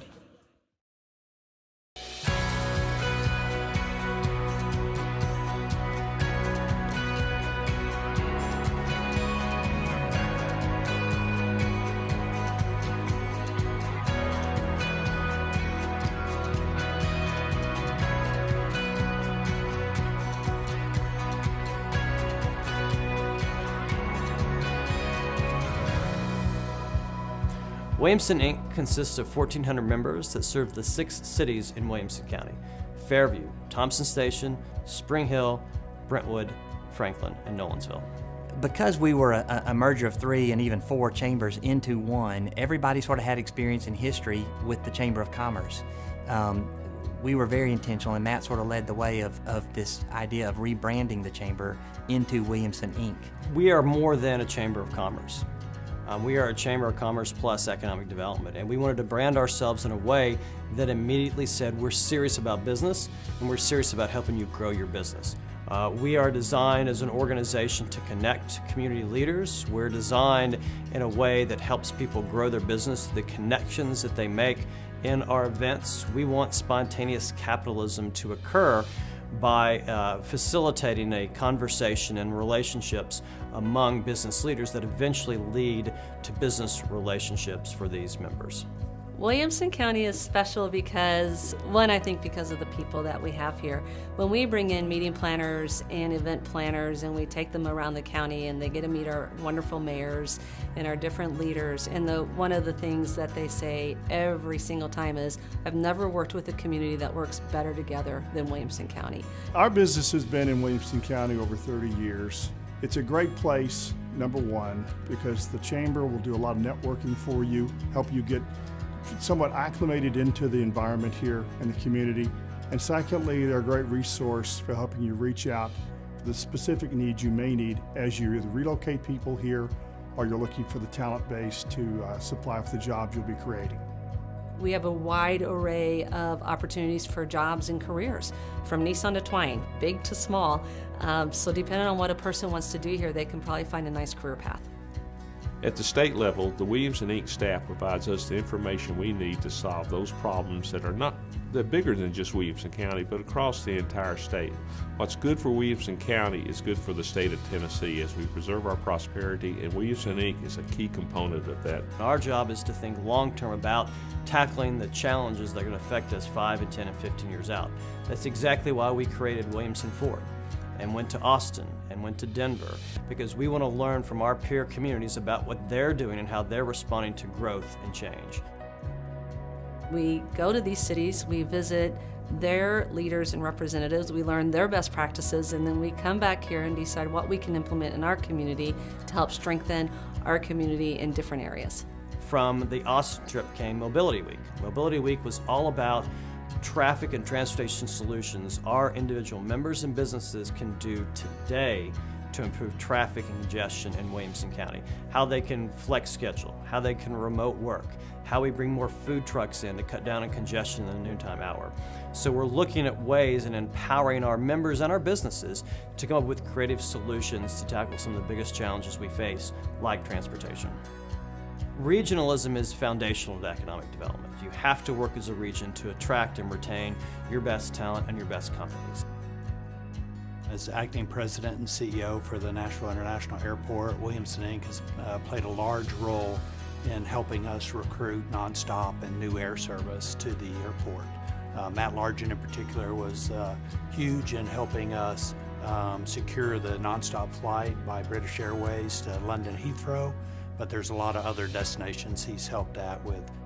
We're really thrilled about that partnership, and that allows our passport-holding residents and our global businesses a leg up, an advantage, by having that nonstop flight to London. It gets us on the list for future potential corporate relocations and expansions. One new nonstop international flight is normally equivalent to about $70 to $100 million in additional business. We are going through a $1.2 billion expansion so that we can keep up with the growth of Williamson County. We are at 13.5 million passengers today. We're already planning for 2041 where we'll be at 23 million passengers.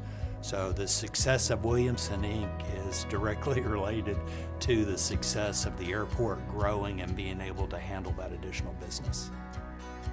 You know, one thing that we know about Williamson County is, education is our biggest driver for economic development.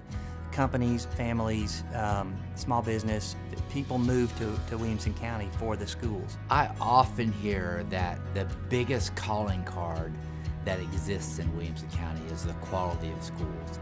Last year our graduating senior cohort collected $170 million in college scholarships. Our average ACT score exceeds 25, amongst the best in the nation. So when businesses are looking to move into a community, they oftentimes are looking, what is the school system like?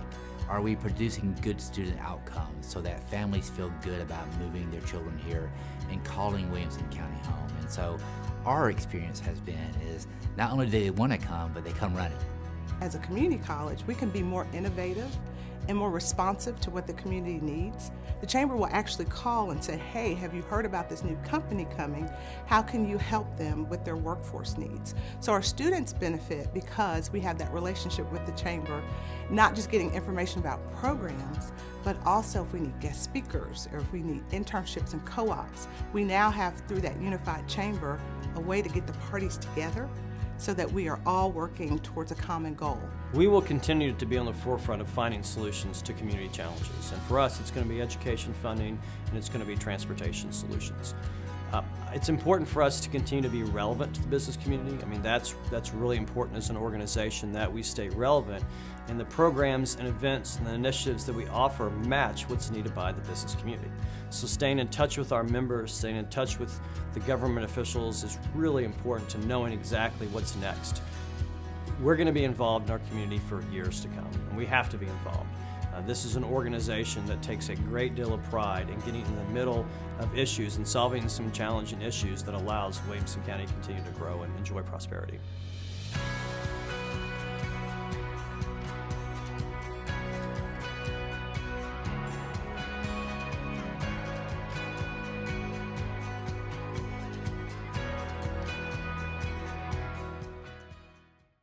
Good morning again, and welcome back, everybody. I hope you talked to some strangers like Elizabeth told you to during the last break. My name is still Matt Largent. At this time, I want to introduce our panelists for this next presentation. We've got Andy Marshall, the CEO of A. Marshall Family Foods. You can applaud, all of them. Jill Bergen, the mayor of Brentwood. Rick Graham, the mayor of Spring Hill. Rogers Anderson, Williamson County's mayor. And finally, Dr. Deborah Fish, CEO of Fish Executive Leadership, who's going to help me co-moderate this panel today. And I believe you have the first question. I do indeed, Matt. Thanks. So let's start with that first Williamson Forward trip that went to Austin. And one of the action items that came out of that trip was Mobility Week, which became one of the major initiatives for Williamson Inc. during 2016. And it encouraged individuals and businesses to do their part in reducing traffic congestion. So, Matt, can you speak to how that trip to Austin influenced how we look at transportation? Sure, thanks, Deborah. And from what Kim said, we obviously picked the wrong Texas city to visit the first time around. And you know, it's interesting, we learned that in Austin. We saw it firsthand. Traffic is a nightmare in Austin. One of the things they told us was they had a no-growth city council back in the 80s that said, we are not going to build out infrastructure to stop people from moving to this city, and they were half right. I mean, they didn't build it, but people still came to Austin. It's a wonderful place. It was a great time. But one of the things we learned from Austin, and one of the reasons we picked Austin is because we compete with them all the time. Usually it's Austin and Raleigh and Atlanta on the short list, and so that's why we wanted to pick Austin and look at some of the suburban communities as well. They had an initiative called Mobility Week, which was for them to get 20% of the cars off the road by 2020. Well, we took that and adapted it and made our own Mobility Week a couple years ago, and it was really about what can people in our community, in this room today, do to impact and influence traffic and congestion. Flex scheduling, remote working, food trucks in Brentwood now, and those kind of things that really help reduce, and school bus ridership, those things that help reduce traffic and congestion now, in addition to whatever the transit plan is for the region and for the county. So it was a great lesson, and what can we do as individuals? We certainly, our behaviors cause some of the traffic congestion challenges. How can we adapt and change those behaviors to help get us towards some solutions and reduction in that traffic and congestion in Williamson County, Middle Tennessee? Mayor Graham, let me go to you next. You were on the trip last year to Denver, and I remember having a conversation with you on that trip, and you said, when I go to different places and I do these sort of study trips, I'll make a list of things that I've learned, and I can't remember the exact number, but you came back with a very long list from what you learned in Denver. Talk about that, and talk about some of the things you think that you learned there that could certainly fit Spring Hill and fit Williamson County moving forward. Oh, thank you. I'm a big note taker, so from the notes, I took away probably about 28 takeaways. Those are action items that I could take back and use in Spring Hill and our region. And one of the things, and I'll just share one of those 28, that was the many modes of transportation that we saw there. The light rail, the BRT, which is the bus rapid transit, and the route from Denver to Boulder, the BRT route, even the detached bike trails, right. Things like that. And what I really liked too was all the communities in that route between Denver and Boulder, very unique communities. Each transit stop you could identify the community by just the look and feel, and but all of them had the walkability to the mass transit. Yeah, and we actually got a chance to see transit-oriented development around bus rapid transit. You think about it for rail, but you don't think about it for BRT. And that was, I think, illuminating to see you could have the same kind of development on essentially a bus route from Denver to Boulder on that last day of the trip. Mayor Bergen, back to that US 36 corridor between Denver and Boulder. When you think about the infrastructure investments that we saw, like the very interesting diverging diamond interchange and the other transit-oriented developments, what stood out to you? What stood out to me the most about those features was that there was investment required of the cities that were there along the route. You can't just sit there on a major throughway like that and watch the traffic go by, watch things happen to you. Those cities understood that they have to step up and participate Financially, they have to help to build the infrastructure. The state wasn't responsible for everything that happened along that road. The cities that we passed and visited, Broomfield and Westminster, they had their own facilities that they had built, bridges across the interstate, things like that. Park and ride stations that were permanent and dedicated so that riders didn't have to guess which store parking lot or hospital parking lot were they going to have to park in to catch a commuter bus. There were facilities there that cities invested in to help their residents, and that's something that's, I think, new definitely for Brentwood, because we've been very, very focused on Brentwood, but it's time to raise our head and look around a little bit and understand that we're part of a region.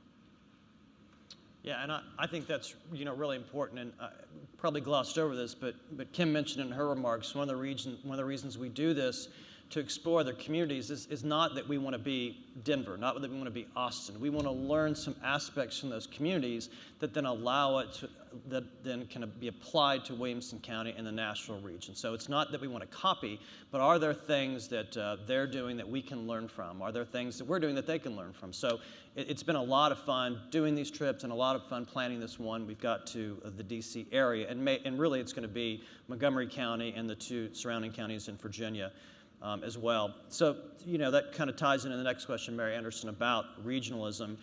The Nashville Mayor's Caucus started from a trip in Denver about a decade ago, and Denver has a Mayor's Caucus, and I think Mayor Dean at the time in Nashville got the idea to bring it back to Middle Tennessee. So talk about how communities work together on regional issues, including transit and transportation funding.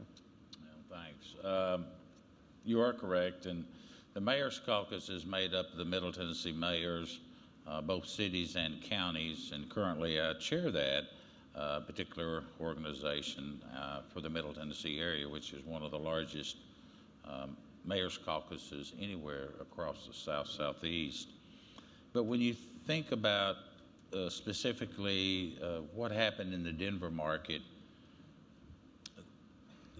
just like will happen in Middle Tennessee, that there are certain communities, cities, or counties that will not get it at the same time, will not get transit, will not get certain elements of a new transportation plan altogether. That's just not possible to do from a financial standpoint.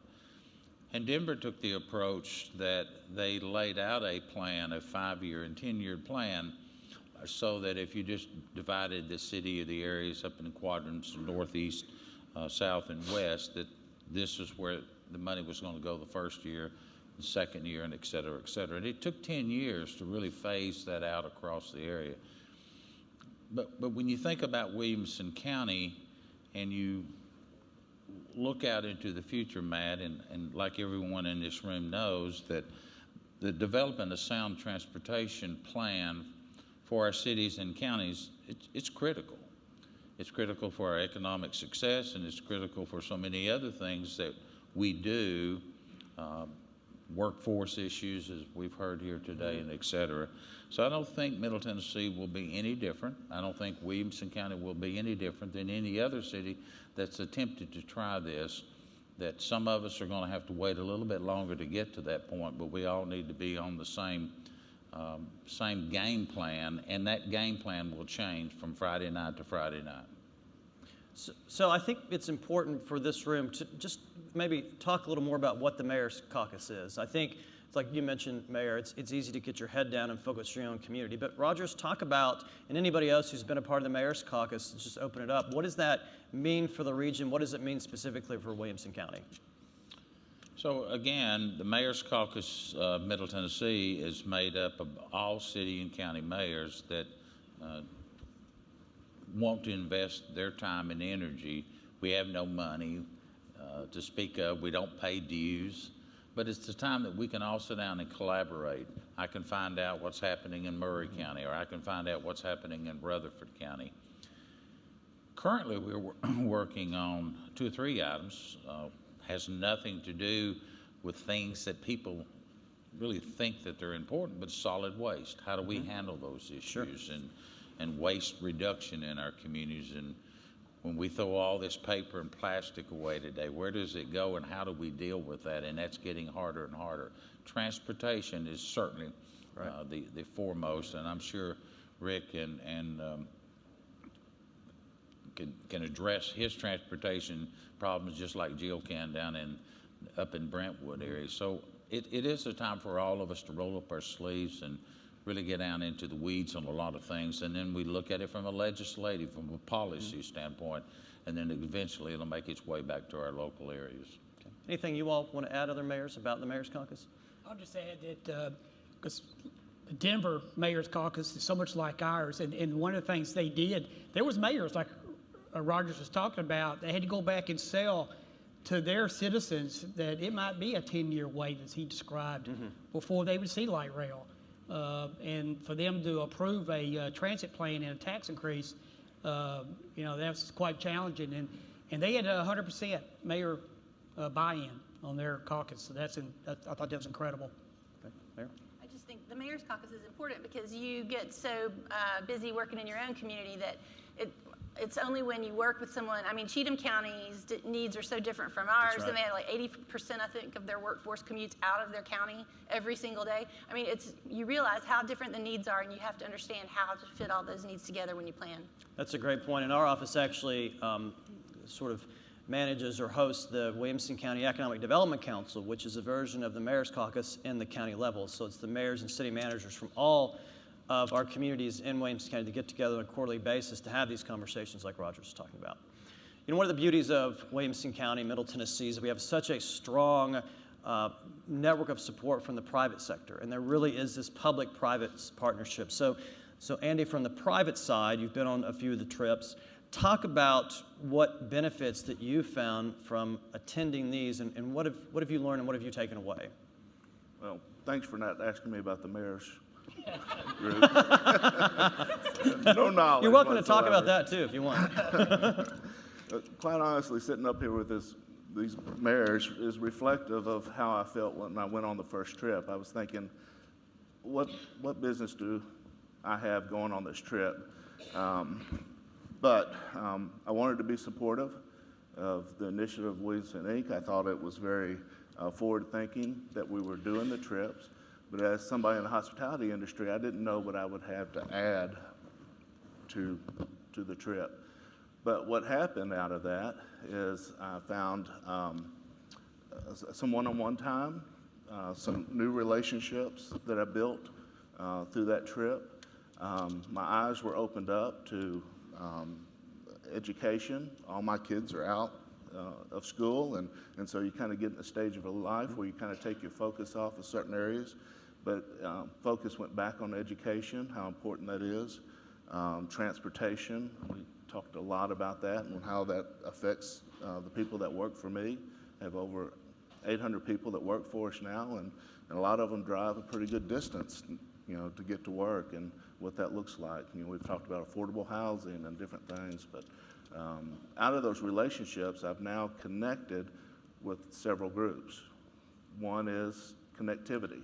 We got a group of folks that are meeting monthly and sometimes bi-monthly, talking about the trails and river walks and admiring what Brentwood has done with all their connectivity, but what we need around downtown Franklin to connect downtown Franklin. The mayor here asked me to be on a committee that is looking at our judicial system, our juvenile system, and our jails, forward thinking, what we need to do there. And then most recently, I've been a part of a school initiative to start an entrepreneur school, which I'm extremely excited about, and which was very reflective of what we saw in Denver when we went to some of the schools there. And we saw this fantastic printing program that they had running, that the students were learning about printing all kinds of medias. And they were actually printing T-shirts and banners for other schools. It was really cool. And then they took us and saw their fire program, which I was like, put me back in school. I want to be a part of this. I want to learn. You wanted to be a fireman? I would do it in a minute. I just thought that was so exciting what they were offering there. But out of that, the excitement came out of doing some programs in Williamson County And so we've started an advisory group to start a School of Entrepreneurship at Franklin High, and that's coming to fruition this coming fall. And it's exciting. It's taking kids all the way from the think process to actually getting in front of angel investors at the end to help launch your project. So you guys will be hearing more about it, I promise you. Well, and I mean, this is exactly why this organization exists, and this is why we're really so blessed to have great private sector leadership in Williamson County. It really does take the perspective of business owners like Andy and others to let us know what are the real needs for your employees and your business to continue to have a growing and thriving economy. And I know people think of Andy as a small business owner. He mentioned it. They have 800 employees. I often like to say, you're bigger than most Tennessee cities, Andy. so we appreciate what that means to our community and across the state. Deborah? So, Mayor Graham, Colorado is a fiscally conservative state, as Tennessee is, and they have leveraged a lot of public-private partnerships in those transportation developments that we saw. Can you speak to what impacted you about what we saw there in those partnerships? Yeah, well, we all know that the public-private partnership is crucial. It was crucial for Denver, and it's very crucial for us moving forward. And Denver took it to a new level, I thought. You know, they took, let's take the BRT again, the express from Denver to Boulder. They privatized that road, and I believe the company that they outsourced that to invested, built it, and is today managing it. So, and then with that, it's very efficient. It's very effective and efficient to the whole community in the region. And also, you know, one of those communities in that route, Lone Tree, I believe's name, they partnered with Charles Schwab and the local hospital, and I believe they started what they called the Last Mile Shuttle. And they all threw in $100,000 each per year, again, a public-private deal. And they did this to provide this service until the fast transit, the light rail came. Yeah, that was great to see that. You get the next one, too. Mayor Bergen, this could be the $25,000 question, but what would it take philosophically and financially for cities like Brentwood to have that type of public transit development and transportation system? That is a $25,000 question, because Brentwood does not have the greatest track record for participation in public transit programs. We were, asked to contribute to the RTA commuter bus line, the 91X that goes from Spring Hill up to Nashville, and it was a controversial vote on our board. We were split 4-3. Some of us wanted to contribute, and others did not. They didn't see that Brentwood taxpayer dollars should go to that, and so that's still an argument that we have today. But it's through working with people like Andy, who, he seems to just think of an idea and make it happen. And I think that the common denominator there is guts. You have to have the fortitude to have an idea and pursue it. But you can't just do that in a community like Brentwood, because so many people have an idea. And it's the same with Franklin. People have an idea of what they think Brentwood should be. And so the thing is, I think that's changing. We were incorporated in 1969. And we had an initial wave of corporate transfers in the late 70s, early 80s, companies like Aladdin and Genesco and Murray, Ohio, and those folks decided to stay and invest in our community. They raised families there, and now, just like the quote you mentioned at the beginning, Matt, with the guy who's saying we need communities where kids can come back, their kids are coming back and buying their parents' houses in Brentwood. Resale is really hard to come by, and same thing in parts of Franklin too, because those kids want to live here and raise their kids here. So to break out of the idea, the mindset of what Brentwood should be, it can't be a community of cul-de-sac neighborhoods that all open up onto the same few main roads. And the issue is we have no alternatives, basically. As you know, if you've tried to get through Maryland Farms when there's a wreck on I-65 near Old Hickory Boulevard, which there seems to be for some reason about every single week, there's no option except to sit there and wait for it to get cleared up. There's a few ride-sharing apps that we know about, and the van pool service, of course, but until we have an alternative, we're gonna have to sit there and suffer when those things happen. And I would rather be at the table helping make decisions than to just have decisions made for us. That's great. Rogers, one of the ways I think our trip differentiates from communities who take these trips across the country is that we get a chance to tour schools. We get a chance to see the fire program firsthand.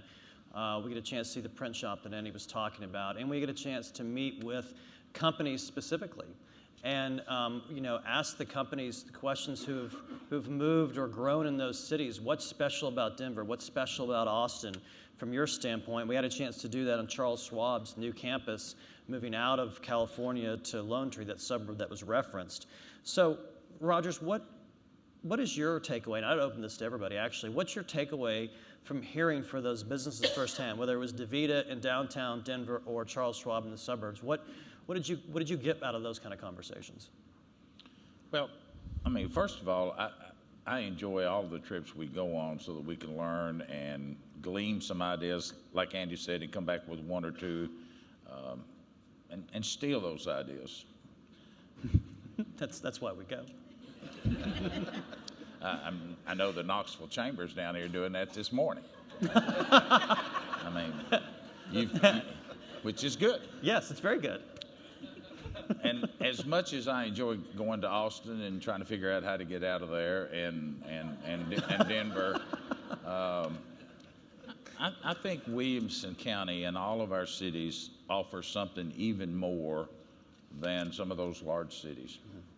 And I sincerely mean that. If you're sitting up here where I am this morning, you're looking at the direct table in front of you is Middle Tennessee Electric. Well, you would think they would be at the table, but not all communities have the buy-in that the board and sees. And yes, they probably supply 95% of our electrical needs here in our county, but they could easily take that for granted, but they don't. They invest back in putting their time, their board members are here. And you just look at all the businesses that have come to town. We all know the big name ones, the Promises, the Nissans, the Jackson. And we are most thankful for them because they put back so much in our community. But what we don't see are all the entrepreneurs, the small businesses, and the growth, the things that occur in our community that make that difference, that makes an Andy Marshall want to take time out of his business at Puckett's or whatever his official name is. Sorry. But, why does he put back? Well, it's good for his employees. It's good for our community. And you look across the board, the people that move into our communities, their spouses, their mates, their children. There was a time when I first moved here from the Knoxville area that I didn't think that my children would be able to stay behind and work. That's not true today. That is refreshing to know that you can get great public education. We love our private schools here too. There's nothing wrong with that. I tout BGA and the other private schools, the parochial schools, the church schools. But at the end of the day, our children can get a good quality education and go away and come back and find a job. And I know my time's out, Matt, but I think we have as good a partnership as anywhere around. Look at Columbia State. Yeah. Look at the people in our community that invested into Columbia State to say, we want our young people to be able to go to school here for a year or two or continue their education. Many colleges are moving into our community, want to be a part of something, the Belmonts, the Lipscombs, and there are many, many others. I mean, Tech. There's something here that attracts people, and I think it's just this overall scheme of things we call quality of life. And we don't have it right, we don't have it perfect, but we're constantly working for it. A lot of that goes to you and many other people that recognize we do have to get it right for the next 5 and 10 years because our community is going to change by the year 2040 and 2050, and we better have it right. Well, and I will say, I mean, a lot of this started years ago, Rogers, with your leadership and making an intentional decision that public education will be the best in Tennessee and Williamson County. It didn't happen by accident. It didn't happen overnight. It's leaders like you and you specifically that made this a great place, and we're reaping the benefits now of decisions you made several years ago. So thank you for the leadership you provided. Let me actually end back, Mayor Graham, we've got just a couple minutes left. What was another takeaway from that you had? You don't have time to read all 28, but if you could go to the second takeaway that you got from that trip, I'd love to hear your thoughts and how you think that could be implemented in Spring Hill and Williamson County. Well, one thing comes to mind, and I won't brag on you and your team. I've been in the business world for 38 years, and the Denver trip I thought was the most organized, well-run trip I've ever been on. I think I can speak to most of the people that went on this trip. And I look forward to the Washington trip because I know that the management time will be well taken care of, and it's just very effective. So I'm all in for Washington. Well, thanks. Good.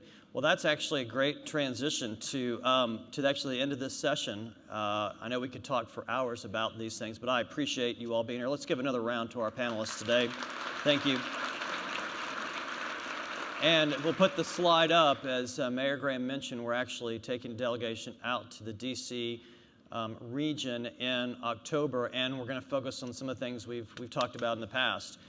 This is going to be it's transportation, it's education. We'll look at some of the suburban communities in Virginia and Maryland. There's a team from our staff that's already made 2 or 3 pre-visits, another one coming up to make sure we get this right, because we want to make sure that, as Elizabeth started this conversation this morning, you're giving us your most valuable resource, and that's your time. So everything we do that has the Williamson Inc. logo on it, we want to make sure it's done really well, you get a lot of value out of it. So this is October 3rd through the 5th. You can email Abby at williamsonchamber.com or see her for more information about that trip. Something else that's been referenced today several times, we actually added another event onto this event today because we just couldn't stand just having you for 3.5 hours. So we decided to take our look at the business of healthcare in Williamson County. We did this a few months ago around entertainment. This is the next step in that series. So following this, after about a half-hour break, we'll have the business of healthcare. For those of you who haven't registered, you can actually register and back for the event. Once we're done here around 11, we'll head to the registration table, and then we'll do a buffet lunch in the room behind us, which is the Heritage Room, and then come back here for the presentation. The next session will begin in 15 minutes, and like Elizabeth said, make sure you talk to a stranger between now and then. See you in a few minutes.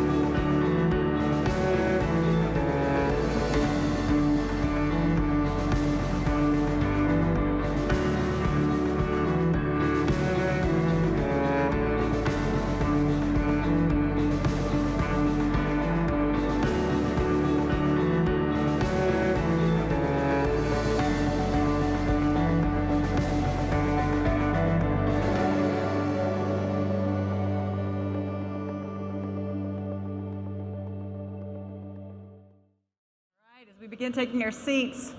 I'm going off script for just a second here. I was suddenly thinking of a message that I heard recently. They were talking about the difference between the sitcoms and shows in the 70s and 80s versus the sitcoms and shows that we have today. And the difference being that, you know, in the 70s and 80s, you had like a Gilligan's Island, and they would start with a song. So you knew that you had another 3 to 5 minutes before you had to take your seat.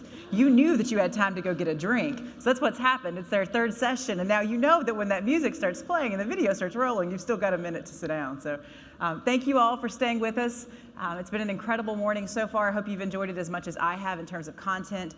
Our next speaker is Julie Whalen. She is the head of occupier research for CBRE with the Americas. I had an opportunity to hear Julie speak last fall at a commercial real estate convention conference in Brooklyn. She has a way with data that made me stay in the room. So I thought, okay, one, the content is fantastic and interesting, but also the fact that she had a way of making me want to stick around and listen. I thought, how do I get her in Williamson County so that she can share that content with us? So Julie agreed to come down and join us this morning, and we are so excited to have her. Julie Whalen. Great. Thanks, Elizabeth. Thanks, Julie. Good morning, everybody. Okay, so there's supposed to be a clicker up here. There's no clicker. No, there's no clicker. That's okay, though. Okay, so on the fly. So thank you for having me here. Really, really appreciate being here in Williamson County. And I have to say, a few months ago when I met Elizabeth, thank you, at the Office Evolution Conference in Brooklyn in New York, I did not think that I would be sitting here talking to all of you. But I was in New York earlier this week, had a couple days there, and was very beat down when I got to the airport last night. And I have to say that the graciousness and the kindness that I've been met with everybody that I've met here in the last 18 hours that I've been here has been pretty amazing. And I think that that's something that's really important for all of you to realize, is that your people really are your differentiator. And you're on an amazing growth journey right now. And I just think it's really important to make sure that you understand that that is one of your differentiating strategies, is your people, and to keep that true to yourself as you continue down this path. So what we're going to talk about today are a few things. So again, my name is Julie Whalen, and I'm head of occupier research for CBRE. CBRE is a major global real estate firm. We have tons of data, and we've really made a focus in the last couple years on talking about trends that are happening in industries. So instead of just looking at real estate markets across the board, really looking at what's happening in financial services, what's happening in tech, what's happening in healthcare. And what that's caused us to do is really dig into the underbelly of data and see what's going on. And Nashville is really positioned very well in all of those papers. Now, secondly, what I do is I just look at kind of general national trends, and I try to think about tenant behavior and what's driving tenant behavior, and therefore how it impacts our real estate markets. And again, I'm going to bring up some national trends that we're seeing that I think have some specific relevance to Williamson County that you should all be thinking about as you're creating strategies down the road. So first, to get to some of the sort of Nashville stats that we're seeing in the papers that we're writing. So first, if you don't follow our research, I would highly suggest you do, because Nashville is always highlighted. So just a couple of them that have come up. Financial services. We did a large financial services report where we talked about what's happening in financial services trends since the great financial crisis. And what was clear is that Nashville is absolutely an active market from a financial services standpoint. 24% growth in financial activities employment between 2010 and 2016. It's also what we consider to be a moderately strong shared services market. So total index of 110 based on supply and cost, which is very good as compared to the national average. And we have a group called Labor and Analytics Group that just studies this stuff all day long and helps companies decide where to go and where to locate. We do a lot of work on tech talent, tech 30 markets. And this is one where your labor base is not huge, right, when it comes to tech. But what is happening is you have a lot of momentum behind what's going on right now. So we call you a brain gain market. Now, I come from Boston, and I'm a brain drain market. And what that means is that we're creating more tech degrees than we are keeping tech employees. Now, it's a much larger base. It's a much larger share of our economy. But at the same time, you're a brain gain market, which means that you're attracting more tech talent and filling more tech jobs than you are creating tech degrees. So there's some opportunity there to maybe, up the base of tech degrees that are coming out of this area to continue to bolster that base of employment. And then best value for investors based on tech growth. So 44% tech growth 2011 to 2016. That's pretty big on a small base of employees. And so what we're calling that is a really good place for investors to come in and sort of invest in this tech talent labor market. Top market for projected office using job growth. I sit in a department called Econometric Advisors, and a bunch of economists that just sit around all day and project things out. And Nashville is one of the top office using employment growth markets in the near future. And then I didn't even include on this a recent report that just came out on healthcare. So clearly huge concentration of healthcare in Nashville, and something that is suiting you very well going forward, because healthcare is not a typical cyclical industry. So financial services and tech absolutely is, but healthcare isn't. So when we do reach a dip in the economy, which we'll talk about later, which is inevitable to come, being almost 10 years into this cycle, you're really well positioned for that because of your healthcare concentration. So now let's talk about some national trends to think about with Williamson County. We're going to talk about 3 specific ones today. Number 1 is leading location strategy with labor. So there was a point in time where CEOs used to decide where they wanted to be located based on where their family was, where they wanted to retire, so on and so forth. That is much more data-driven today, and that is much more labor-led today.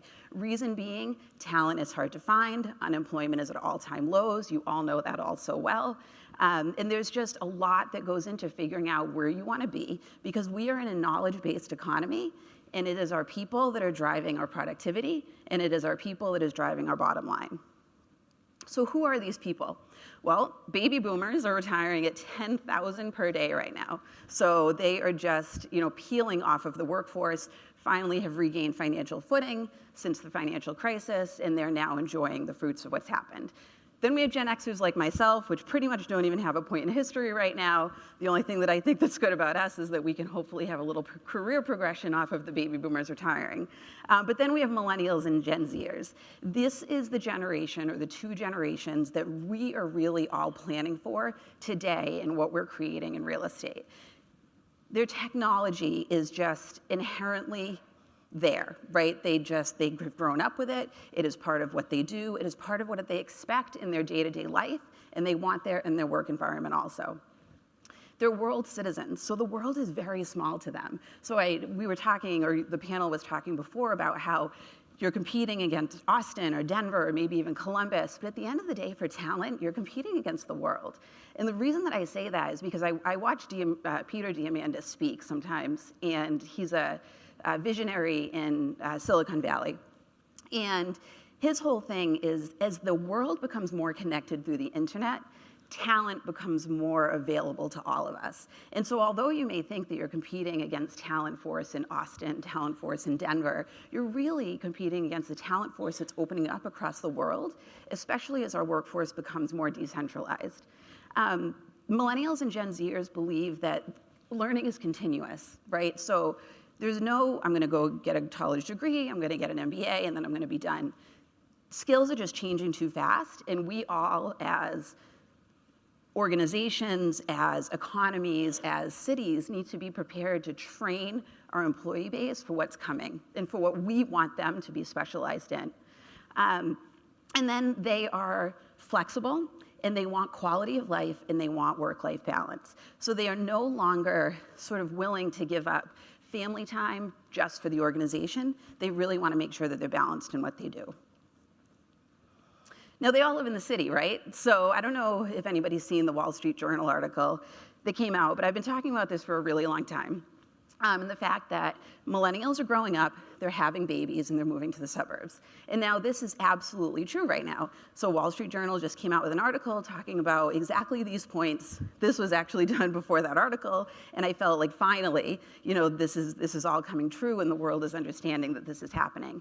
So what's really interesting, I think, is that the share of Americans living in urban neighborhoods has actually dropped since 2000. Now, if you really dig into that data, what you'll see is that hyper-educated, highly skilled, high income earning people are actually increasing when it comes to the hyper dense urban neighborhoods, New York, Boston, areas like that. However, when you really look into that data, as soon as they start having school-age children, they are moving out to the suburbs in droves. And what's interesting is that women aged 30 to 34 have the highest birth rate today of that age group since 1964. They're having more babies than 20 to 29-year-olds. They're having more babies than the older cohort. And so what that means is that we're going to continue to see this trend out to the suburbs and this trend of house buying. 56% of millennials already own households today. So this trend is just going to continue, and it's going to continue the drive to the suburbs. Now, but what kind of suburbs? So in real estate, we've always looked at city versus suburbs, and there's really not been a big divide. And what we're trying to do is really dig in and say, what is the difference between suburbs? Because not all suburbs are made alike at all. And what we're doing is we're talking about established suburbs right now. These are suburbs that have high population densities, they have high densities of retail, they have high densities of office. And through algorithms, artificial intelligence, machine learning, we're actually able to create analysis based on what is happening in these areas. So again, I work for Econometric Advisors. If you go to cbre-ea.com, you can actually play with this model for free. And what you do is you put in any address, and it will bring you into a location. And the dark blue areas, which you can see, Franklin is right there in a dark blue area, indicates that it's a high live, work, play index environment. And what we're seeing is that in these high live, work, play index environments, you are actually able to achieve greater rents in some instances than your downtown counterparts. So in LA, in Philadelphia, in Phoenix, all those high live, work, play index suburbs are faring better than their counterparts downtown. So this is something to really look out for with Williamson County, because when done right, this trend can really help propel you. And I really do urge you to go to that website, because it's just a great one to play around with. So next trend, agility and portfolio strategy. So if you do follow our research, you're going to see a ton coming out this year on agility. Since the financial crisis, we've all talked about efficiency. How many people can we get into one building? Can we reduce square foot per seat metrics? And that is really going away right now. So what we're seeing is what I call efficiency 2.0. The next evolution of efficiency is agility. And what that means is, am I, as a corporate owner, using a portfolio to its highest and best use? Or do I have people that are sometimes on vacation sitting in desks that are taking them up, maybe on maternity leave, maybe transient workers because they're Salesforce and always out, maybe simply unengaged because they're just not enjoying their workplace and what they're doing. And therefore, I have like 20% of people in the office at any given time, and I'm exaggerating, but that are actually highly utilizing their space. And so what I'm trying to do is take that other 80% and figure out a better way to use it. And so the way that we're describing it is that there's a hierarchy of workplace needs, right? So at the very base, you need efficient and productive workspace. That's what you see on the left, right? So benches, you have some chairs, you have looks like a video monitor back there. It's all very productive, it's efficient, it's fine. But where we're going is we need to recognize advanced needs of the workplace. We need to have workplaces right now that are attracting and retaining talent because, again, knowledge-based economy, people are our biggest asset class, and so we want to create workplaces that they can be their best selves. And what we want to do is create workplaces that are experiential and flexible. So if you look at the one on the right. So again, looks very much like where we're at today, right? Something that when you walk in, you're not going to get the feel like you're in a ho-hum conference space. You're going to get the feel that you are in a really cool place with a vibe that you want to be connected to people around you. And that is what workplaces are becoming today. Now, it doesn't mean that you can't be efficient and productive. You absolutely still have to be efficient and productive. But when you layer on experiential and flexible, that's when you truly reach a high-performance, agile workplace that's very, very effective. And this is what tenants are looking for today. So developers that can create environments that have these elements in them are the ones that are going to win out over the ones that have more obsolete buildings. Now, what are the change drivers for tenants? So people want to make their office the preferred place to work. People have 4 places to work at any time in their day. They can work from home, they can work from a coffee shop, they can work from their office, they can work from any place that their laptop or their mobile device is. And increasingly, people want to work off their mobile devices versus even a laptop, which makes them even more mobile. Tenants want buildings that align with their identity. They don't want buildings that just feel like a black box where they're just a number. They want signage. They want their ability to promote their culture through that building. They want buildings that are social, that you can build relationships with, that have connected community, which means that landlords now have a much bigger responsibility than just creating finding a good location and creating a sound building, right? They have to now be partners with their tenants to create this network of opportunities that are going to keep their employees engaged. Some of that means that they're going to include WELL certification. So we have seen this trend towards WELL buildings, right, really rising. And for a while we thought, well, this is something that tenants kind of have to take on themselves. But a last survey that we did showed that really our corporate clients, which are major Fortune 500 industries, are really looking to their landlords to help them on this journey, because that's part of being agile, not having to take things on themselves, not having to create resourcing themselves, not having to find their way to do this themselves, but instead partnering with the landlords who are doing this and doing it well. They want more collaborative open space environments. So I was just talking backstage about this whole idea of open plan workspace, and is it dead, is it not? There's a huge continuum of what open plan workspace is. Poorly done open plan workspace is absolutely dead, but what we see is this journey towards what we're calling unassigned activity-based workspace, which means that when you're walking into an environment, you have one of 14 different locations, and we actually build these offices for ourselves called CBRE 360 environments, where I literally go in and I have 14 different places that I can get my job done. I have no assigned seat, my phone follows me wherever I go, and I have my laptop. And that is what companies are creating because it is proven that it increases engagement, it reduces turnover, and it's better for your body because you're constantly moving around environments based on what you need to do. So now that's the traditional environment. There is this whole element of flexible office space that we can't seem to escape in any conversation today. Everybody knows it as co-working. Serviced office is not dead though. Regis still exists in a major way. And you're all seeing this here also. Now, although Nashville is nowhere near a top market when it comes to co-working, you do, even in Williamson County, I think have between 70 and 100,000 square feet of this. And it's only growing. The growth that we're seeing in this area is absolutely crazy right now.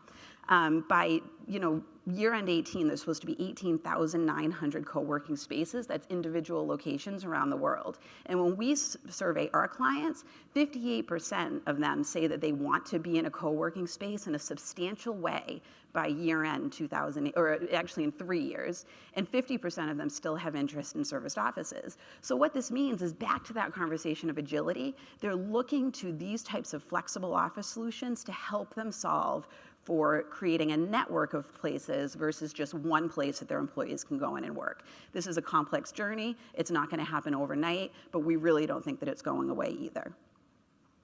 And so that argues, what do we think the building of the future is going to look like? Well, again, I think the building of the future is going to take all this into account because the landlords are taking a more active role. And they're going to figure out different ways to take revenue streams off their building without having it just be 100% long-term leases, because that's not what tenants are going to want.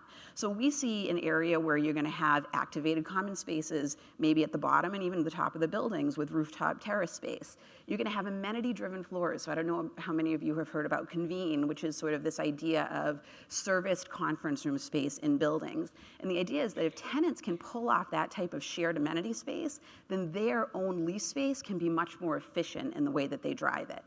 Then you might have an area for flexible office solutions where you're pulling in more people and maybe even creating a pipeline for development going forward of people that are going to grow into your building. You might have managed agreements that look more like apartments. They're largely built out. Maybe they need some new carpet and some new paint when new people move in, but they're largely 1 to 3 year agreements for maybe some of these tech companies that you're attracting that don't necessarily know what their next move is going to be in terms of space need. And then, of course, you're going to have long-term leases, and that will always probably be, for our careers, the majority of the building. But the idea is that to really attract and make sure those long-term leases are efficient for that tenant, that you're giving them this other ecosystem of things to pull off of as their needs arise. So then lastly, the technology journey. So this is the last trend. It's something that is new this year in terms of what we're starting to track, and it's off the charts in terms of interest. So we asked our clients, what is the impact of technology innovation over the next 3 years, both on your industry and on your real estate team? And in all cases, actually, they see that the impact of innovation from technology on the real estate industry is even higher than that of what's going on in their own organization. And it's no wonder, because investment in real estate technology actually reached $12.6 billion in 2017, something like 3 times more than it was in 2016. And we actually partner with a company called Fifth Wall, which is a venture capital fund that focuses just on real estate technology. And they track all of these different building technologies and office services layer technologies in order to really keep us as CBRE apprised of what even we should be investing in and what we should be pushing our clients towards. And this is really just meant to show you how much is out there that affects your buildings and that affects your people that we need to start to think about, especially as we have new development coming out of the ground, because that's the best time to actually think about these things and to incorporate them into our building offerings. This is just quick, what are corporate real estate goals? So it's always been, I'm reducing costs, I'm managing my risks, I'm trying to align with the business goals. But now we're seeing that this corporate real estate technology innovation and data management and analytics is becoming a stronghold and becoming really interested type goals to the parties that we're engaging with. And 50% of our clients are actually saying that they're going to be investing in real estate technology much more over the next 3 years. And when we ask them what they're putting those funds into, it used to be things like lease administration systems and project management systems and space occupancy systems. And now it's predictive analytics. It's how am I going to create apps so that my employees can navigate their building and their day more efficiently? Smart sensors, right? So how am I going to actually create data on how my employees use this space so that I can predict going forward what I need much better than I can today, back to that subject of agility and efficiency 2.0. And virtual and augmented reality, how can we start to incorporate that into our daily lives? And then wearables to monitor, what's going on with people flow around the office and even what's going on with the health and wellness of our people around the office. So a lot going on. Our talent is driving our pipeline. We're exercising agility more and more, and we're on a journey towards technology. And so there are some musts that developers and investors have to do. You have to promote this market and use talent as your differentiator. You have to engage with your tenants as partners, not just as revenue streams. Monitor the flexible space market, especially when I heard a lot on the panel about congestion and how we're going to manage all of that in public transit. This is a way that doesn't seem maybe straightforward, but that can do that. Start to think about the service level amenities that maybe you want to introduce to buildings to really attract this type of tech talent, financial services talent, healthcare talent that you want. Follow industry innovation. It doesn't mean that you have to implement everything that you see, but you got to understand what's going on in the marketplace. And then manage existing assets to understand what might be becoming obsolete and what might need some help. So those are my conclusions, and I hope that was useful. Thank you, Julie. Julie's actually going to stay with us for a few minutes, and we've got some other folks coming back out for a panel conversation that we're going to have. You all remember Kim from earlier? Got Brian Reams with Highwoods, Melinda Vick with Cherry & Associates, and then Axon West with Southeast Ventures.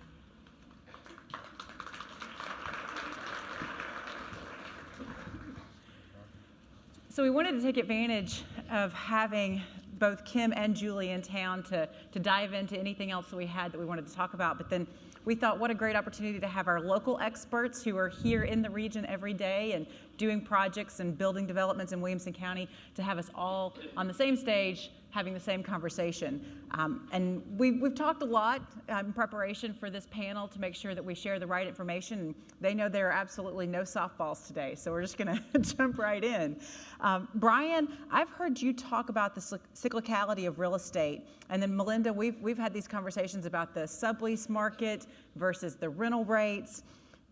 It can't last.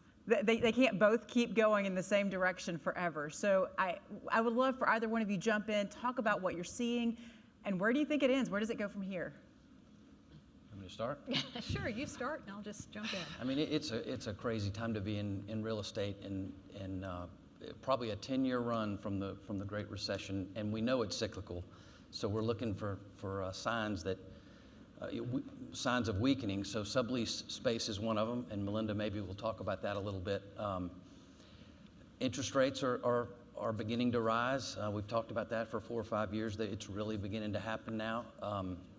If you take Middle Tennessee specifically, we were benefiting from a lack of space. So you looked at Matt's slide early this morning, and one of the things that was attractive was the availability of real estate. That's bad if we're at a real estate conference. It's good if we're at an economic development conference. So, it was really, really tight. Now we've gone from 3% vacancy to about 7 or 8% vacancy overnight.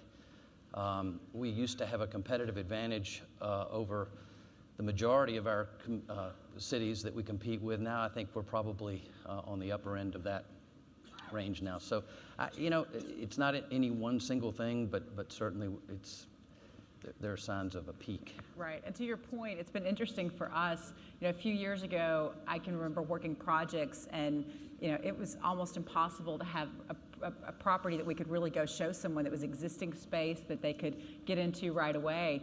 And just in the last couple of months, honestly, I've been surprised. I think I was probably a little late to the game here, going, wow, what's happened? Because we've got projects clients who are calling, and I can take them and show them existing space that is vacant, that they can move in a month, in 2 months, in 3 months. And then we've got new developments you all saw in the videos. So we've got these new developments that are coming online as well. We've obviously got folks like Nissan taking a whole floor of shared care. That helped with some of this, but it's something that we're all focused on. And I'd love, Melinda, for you to talk a little bit more about the sublease space that's available, because we've had this conversation extensively.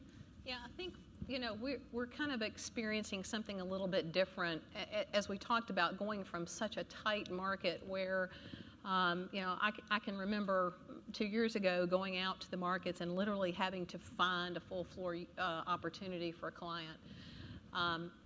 Since beginning of 2017, what we've seen is a lot of the large corporate users are doing build-to-suits, and they're relocating out of existing lease space into a standalone facility. And what that's created from beginning of 2017 was an onslaught of space that hit the market from a sublease standpoint.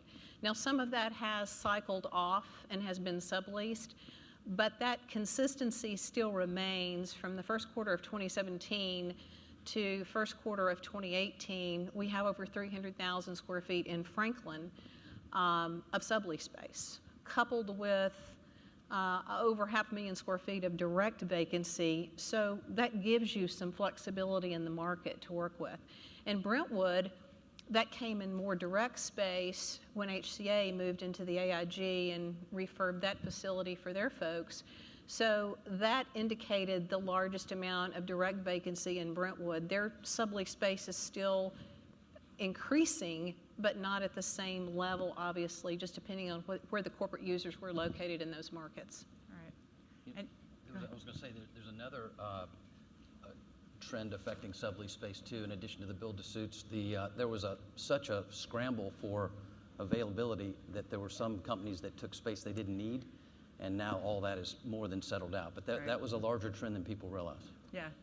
Yeah, we're seeing some of the sublease space actually where companies have said, okay, I took this for additional expansion, I'm not going to need it, so I'm going to give a portion of my space back. Right. Yeah. We're seeing a lot of that. We worked a project a couple of years ago with a company that we thought was going to have to move to Nashville because there wasn't space available at the time. And at the very last minute, we found them some space, and now they're actually looking to sublease some of that space. So it was this almost anxiety and anxiousness that happened of let's get where we can because we're afraid we won't be able to find anything, and maybe we overstepped just a little bit. So Julie, you talk a lot about, or you did talk a lot about the flexible space and flex workspace co-spacing. I can't remember if you said it today or if I heard you say this in Brooklyn, but 30% of all commercial space is going to be consumed as flexible space by 2030. So you add that flexible space and hoteling onto the fact that we've already got a fairly high sublease market. What are you seeing? Is that trend going to continue? Do you think there'll be a little bit of a pullback in terms of co-spacing? Yeah, so a couple things at play here. So we agree, by the way, that there will be a downturn coming. You cannot sustain this that much longer. We don't think it's going to be deep. So we think 2019, we're going to see a blip in the market. Again, think everybody is very well positioned here because secondary markets don't tend to dip as far. And again, the healthcare element is really something that is a safety for all of you, which is good. There's reasons, right, that development has been so muted this cycle as compared to other cycles. And one of those is efficiency, the fact that corporations are taking less space. They're trying not to take more than they need unless there's a real driver behind it, like you all just mentioned. And now they're trying to figure out what's next. And co-working is next. Now, co-working I call like the four-letter word because everybody uses it to describe everything. It's like the modern day open plan workspace. Nobody truly knows what it means. But we see a continuum of co-working right now, and where we see our clients wanting to end up is they don't necessarily care about the community aspect of it, right? What they want is the flexibility and the efficiency of it. And so they would much rather have a short-term environment in their own leased space than they would to go into a co-working space. So I do think that co-working satisfies an unmet need that is additive to the market. I don't think that our corporates, the IBMs, the Amazons of the world are going to go into rushing into this and then disrupt the sort of existing assets at all. I think that if landlords can play the game with them, and especially in very agile markets that have a lot of WeWork, that have a lot of other co-working, to say, I have to come to the table, being a little bit more aggressive with maybe how flexible I'm going to be, that will be a safety. Can I jump in here? Absolutely. You had mentioned earlier that 70 to 100,000 feet is the co-working airspace in Williamson County. Yeah. Williamson County has about 8 million square feet, so that's 1%. Currently. So we got a long way to go to be at 30%. Just wanted to so that 30% make that was not our company that stated that. But so I do think that that's a little bit high. And I think that that was responding to not necessarily the stock, the percent of office stock, but more so the companies taking space. So their absorption of space, maybe 30% of their need would go into eventually some type of a shared workplace environment like this. Not our stat, not even sure where that stat came from. Right. Not sure I completely agree with it, but it is, even in New York, it's only 2% of the office stock, but the amount of growth that it has seen it's insane. Right. Yeah. So Axon, talking about hoteling and flex space. Right, and everybody understands what that is. That's if you have 100 employees, but you're providing square footage for 25, or maybe you've got a 25,000 feet that can't accommodate all those 100. A lot of those folks are working at home. They may hotel and they may call in and get a reservation for a conference room for 3 people to come in and collaborate for 4 hours, and then that's it, and they go back and they don't have a permanent office. Same thing for flex is where you come in night and day, weekends, you've got a job to do. They don't care whether they see you or not. They may not want to see you, I don't know, but it's very flexible, and we would love that at Hill Center, Brentwood, or I think any of these office developments, simply because we think it cuts down frees up parking. Not everybody's coming in at 9 o'clock and leaving at 5 o'clock. It's good on traffic. We developed a project in Mallory that's high parking ratio. I mean, this is a medical device company, and this is a healthcare company that fully leased 2 buildings that needed 6 per 1,000 parking. So there are still companies out there that pack them and stack them. Back office, data processing, call center. So they're good employers, and that need is still out there. So they've got to be taken care of as well. We've actually seen a trend of landlords, instead of trying to trade parking space ratios for Uber credits. So in other words, say, I'm going to give every employee $100 in Uber credits if you will give up, that one extra parking space that you need, which is interesting. It's an interesting story when it comes to the, contingent labor force here. It's an interesting story when it comes to the traffic congestion story and to the parking problem and to what's going to happen in 10 years if autonomous vehicles really do take over and we don't need those parking spaces anymore, right? So that's been an interesting trend we've seen. Yeah, I actually recently had a conversation with someone downtown Nashville who is moving their office sort of down the street type of thing. And he was saying that instead of paying for parking, he was going to basically, he's raising the salaries for all the people that he used to pay for parking and giving them a choice. At this point, you decide, do you want to pay for your own parking, or do you want to Uber? Do you want to walk? He's at this, he was joking, but he said, I've got people who are driving from the Gulch when it's 3 blocks because I pay for their parking. What are they going to do when the ownership is on them? What are they going to do with that money? So it's definitely an interesting philosophy conversation to be had. Brian, thinking about walkability versus transit, market research shows that walkability is actually more important in some areas than transit. And I know, Julie, you talked a lot about that, the live, work, play, high-density suburbs faring better than maybe the urban cores. Talk about Ovation. I mean, Mars is obviously a huge win for us, having them move their headquarters over there. We're excited about that. But talk about some of the planning that went into that. Well, I mean, we're just one portion of Ovation. So Ovation is a mixed-use project that's entitled for 1.4 million square feet of office space, which is what the Highwoods portion is. But it also comes with, 950 residential units, 480,000 feet of retail, 2 hotels, and it was critically important to Mars. That was, Melinda can speak to that. We worked together on that. She represented Mars. Most of our developments now have that walkability component first. I mean, that's the first thing we're looking for in a site.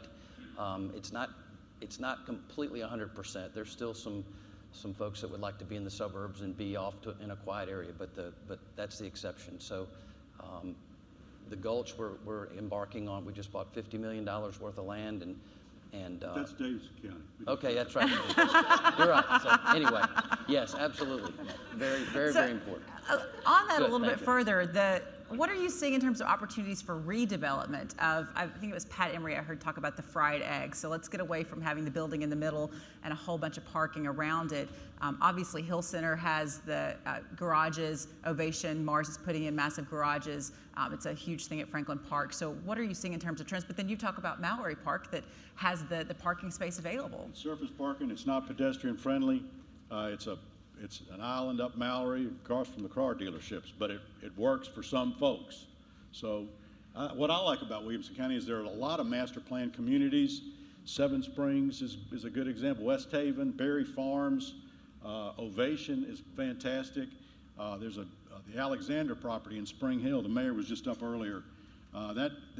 They just got a new zoning ordinance to allow 2,500 workforce housing, apartments and townhomes. That's a key, because that's one of your problems in Williamson is workforce housing. Workforce housing, people that make about $60,000 a year, that only 38% of their income can be spent toward their either their mortgage, their insurance, or property taxes. So it's your teachers, your policemen, your firemen, your commercial brokers.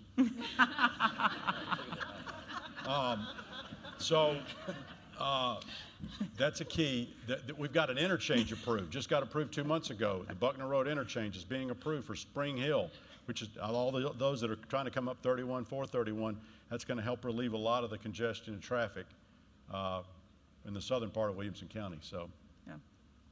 Shifting gears just a little bit, moving away maybe a little bit from real estate and more back into the economic development world. Kim, I'd love to hear while you're here, we know that workforce is the #1 driver for economic development. I've started saying now, instead of being an economic development office, we should just be a workforce development or talent development office, because that's really the #1 focus, the #1 driver. What do you see now that you've been in Williamson County and in the region for a while now, visiting with us? What do you think we could be doing better to recruit the right talent? Do you think there are any blind spots or anything that you see we should be focused on? You know, it's really funny because recruitment has completely gone towards a labor recruitment as well. They just kicked off a recruitment of labor campaign in Dallas. It was kind of one of the ones that just kind of kicked the forefront of the Choose Dallas campaign. And so they're trying to get hip and cool videos and social media pushes to get younger folks to move to Dallas. But one of the things that I find interesting is you guys have such access to some wonderful universities that are really close by. You know, they may not be in Williamson County, but they're real close. Right. So switching your FAM tours from real estate brokers and maybe picking some top talented students that are about to graduate is a trend that we're starting to see, and so I'm trying to get that attention to look, hey, you don't have to go too far, we're right here and we have positions open. We've seen a lot of using news and other video sources to educate what kind of positions you have available here, because I think that's really one of the biggest struggles is not everyone knows what is available within your community, what kind of jobs are available in your community. I know when I was working in economic development, I had a company that did metal trusses for buildings, and so they always were needing welders, and that's one of the things where I'm like, if I die and I come back, I want to be a welder, because they just make bank. And so we took our high school kids where we were... Be at Mars Pet Care and a No, welder. Mars Pet Care is this lifetime. Tomorrow if possible, but if not, then I'm going to die and come back as a welder. So that's next lifetime. But anyway, so we took these kids from high school. We were having a little bit of a problem with our graduation rate and education attainment, and so we didn't let them tour this building, and they got to meet a young gentleman who pulled up in his Mercedes as we were pulling up, and he happened to be a welder that worked there. And everybody was like, wait, you mean I don't have to go to a four-year college and I can go get a welding degree and then I can drive a Mercedes? I'm in, you know? It's like, how do I do this? And so I think those are some of the things of just like making sure that your students here understand what's available here. Where can they go? What can they do? And at what points can they enter that workforce? You know, is it, you know, with a 2-year degree? Is it with a certificate? Is it an internship? Is it, what is that? But it has to be communicated, you know, all the way back into high schools and junior highs with different things for them to understand what can we do here? We don't have to go very far. And then I think you also maybe try to get some people from some of the universities that aren't too far off and have them come take a look and say, look how wonderful it is to live here and look at all the cool things we have to do. Right. Okay. All right. Making notes, mental notes. We're writing this down. So Julie and Kim, for both of you, we've talked a little bit about amenities and sort of amenities-driven decisions that are happening. I'd love to hear, maybe Julie, from a data perspective, what you're seeing, any trends that you think are interesting or you were surprised by, and then also Kim, from a decision-making perspective of the companies that you're working with, are there certain amenities that you've been surprised by or interesting that to note? So, I mean, I would say amenities means a lot of different things, right? It's like co-working in open plan space. It could mean a Starbucks at the bottom of the building, or it could mean yoga classes in the afternoon. And I think that's the biggest trend that we're seeing a switch to. We're seeing a switch away from just sort of fixed amenities, which are always going to be important, but we call them expected. And expected doesn't raise what we like to say is delight among the tenant, right? We are trying to create opportunities in buildings that will create delight amongst your tenants. And what that means is you have to take a more active role in creating some services, whether that be fitness classes or whether that be some sort of other programming events that really talks to the tenant base that you have in that building that feels very curated for them. You know, even I'm staying at a Marriott, and I was watching sort of, they have a beta program going on in their Charlotte Marriott right now, which is all about this sort of service level programming that makes it feel like it is very curated towards you, and it does make a difference about how you feel about the experience there. And then concierge services we are seeing a lot about. So again, this blending of work-life balance and this inability to disentangle it, which we're all experiencing, somehow creating concierge level services that are allowing folks to get time back in their day because they're having things done for them at work is a huge trend that we're seeing right now. And we're just about out of time, so I do have one more question for Kim, but I wanted to sort of open it up if there's, because we talked a lot ahead of time, we knew we were going to run out of time this morning, so is there anything that we didn't get to that any of you feel like we should have hit on? Axon, you're dying to say something. No, I'm not. I've said too much already. I hope I don't owe anybody an apology. I'm good here. All right. If not, Kim, I have to ask, we didn't talk about this ahead of time. There's a lot of talk going on around how Amazon has gone about this process. And I am really interested in how you think it could and will impact site consulting and what effect it's going to have on economic development as an industry and how we do our jobs. All right, so I'm going to put my economic developer hat on first, and then I'll put on the site selection side. So frankly, me personally, and I want to claim right out, this is my personal opinion. It has nothing to do with my company or anything else, it's my personal opinion. I really feel like that was such a waste of a lot of economic developers' time. And I felt really sorry for a lot of communities that for political reasons were going to be forced to respond. It also showed a little bit of ignorance on the site selection process as a whole in the fact that some of these communities that did not even come close to meeting the recommended criteria for response responded. Because and the best thing that I think anybody from an economic development perspective could have learned from that exercise is maybe it helped you dig into your data, and maybe it helped you for future projects that are coming down the line. So I can't take it away that it wasn't a good exercise overall, but unfortunately I think a lot of people spent a lot of money to respond to that probably had no business responding to that. I have other personal opinions into the process of why it went that direction, and that's for another date. You'll have to buy me a drink to get that out of me. But from a site selection perspective, it was an interesting take. I think everybody kind of had to take a stop and look and see what that was going to do, but then you also kind of see the craziness that ensued from that process.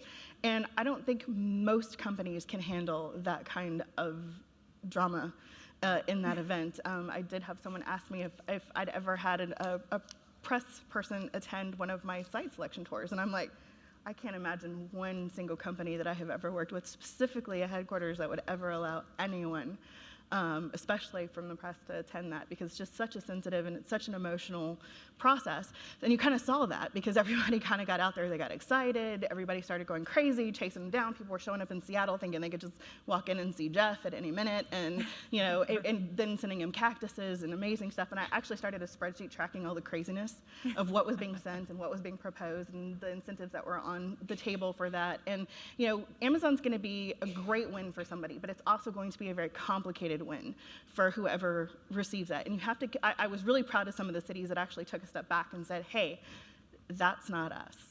We're not going to do that, because you will become a 100% one company town. Right. They're going to eat up everything.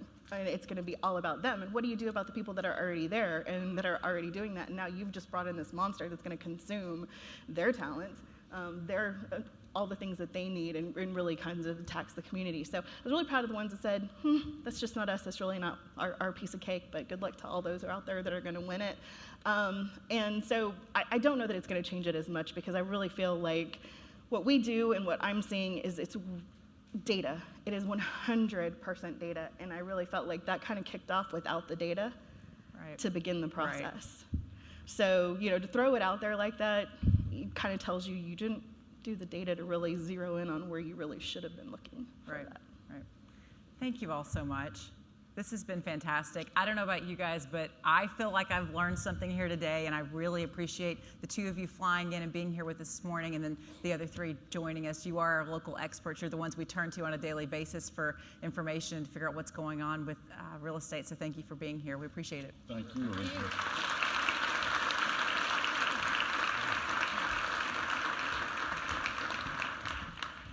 So we couldn't spend the morning talking about the Williamson County economy and not talk about healthcare, because it is one of the largest sectors for us. We do have the healthcare lunch coming up here in just a few minutes. I think the majority of the room is already registered. If you're not, they are doing a pay at the door type situation in the back. So you can see, I think Michelle is back there and Lee is back there. So if you have not already registered for the healthcare lunch, we did order enough food knowing that people hadn't registered and would probably stay behind for that. So please join us and stay. We have an incredible lineup of panelists for that group. A couple of stats here that I believe are in the trends report, but there are also some things that Nick, our pseudo research guy, pulled for us. Healthcare industry projected to grow by 36% in Williamson County, 27% of the Nashville region, and 30.4% across the country.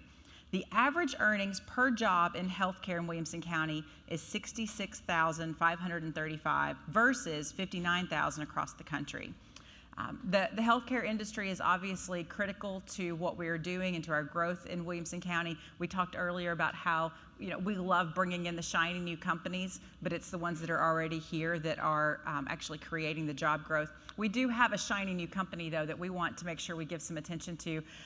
Provision Health, they are in the process of building their new facility. I had an opportunity to tour their space a few weeks ago and was completely blown away by what they're going to be providing. The fact that we're going to have that here in Williamson County, I think, is incredible. Now, I will say that it's cancer treatment. I am praying that I don't have to actually use them anytime soon, but if that were the case, I'm super grateful that we have them here. So Tara Mullaney is with Provision. She's here, and she's going to talk for a few minutes about their new facility, what's going on there, and how they're going to be an incredible new corporate partner for us. Tara? Elizabeth. All right, Appreciate thank it. you.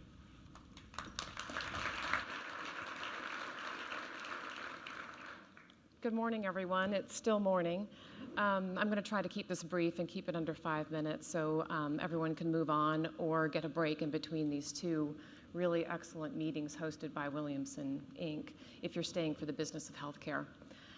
Provision Healthcare is headquartered in Knoxville and opened what was the 13th proton therapy center in the country in 2014 on the Dowell Springs Cancer Campus.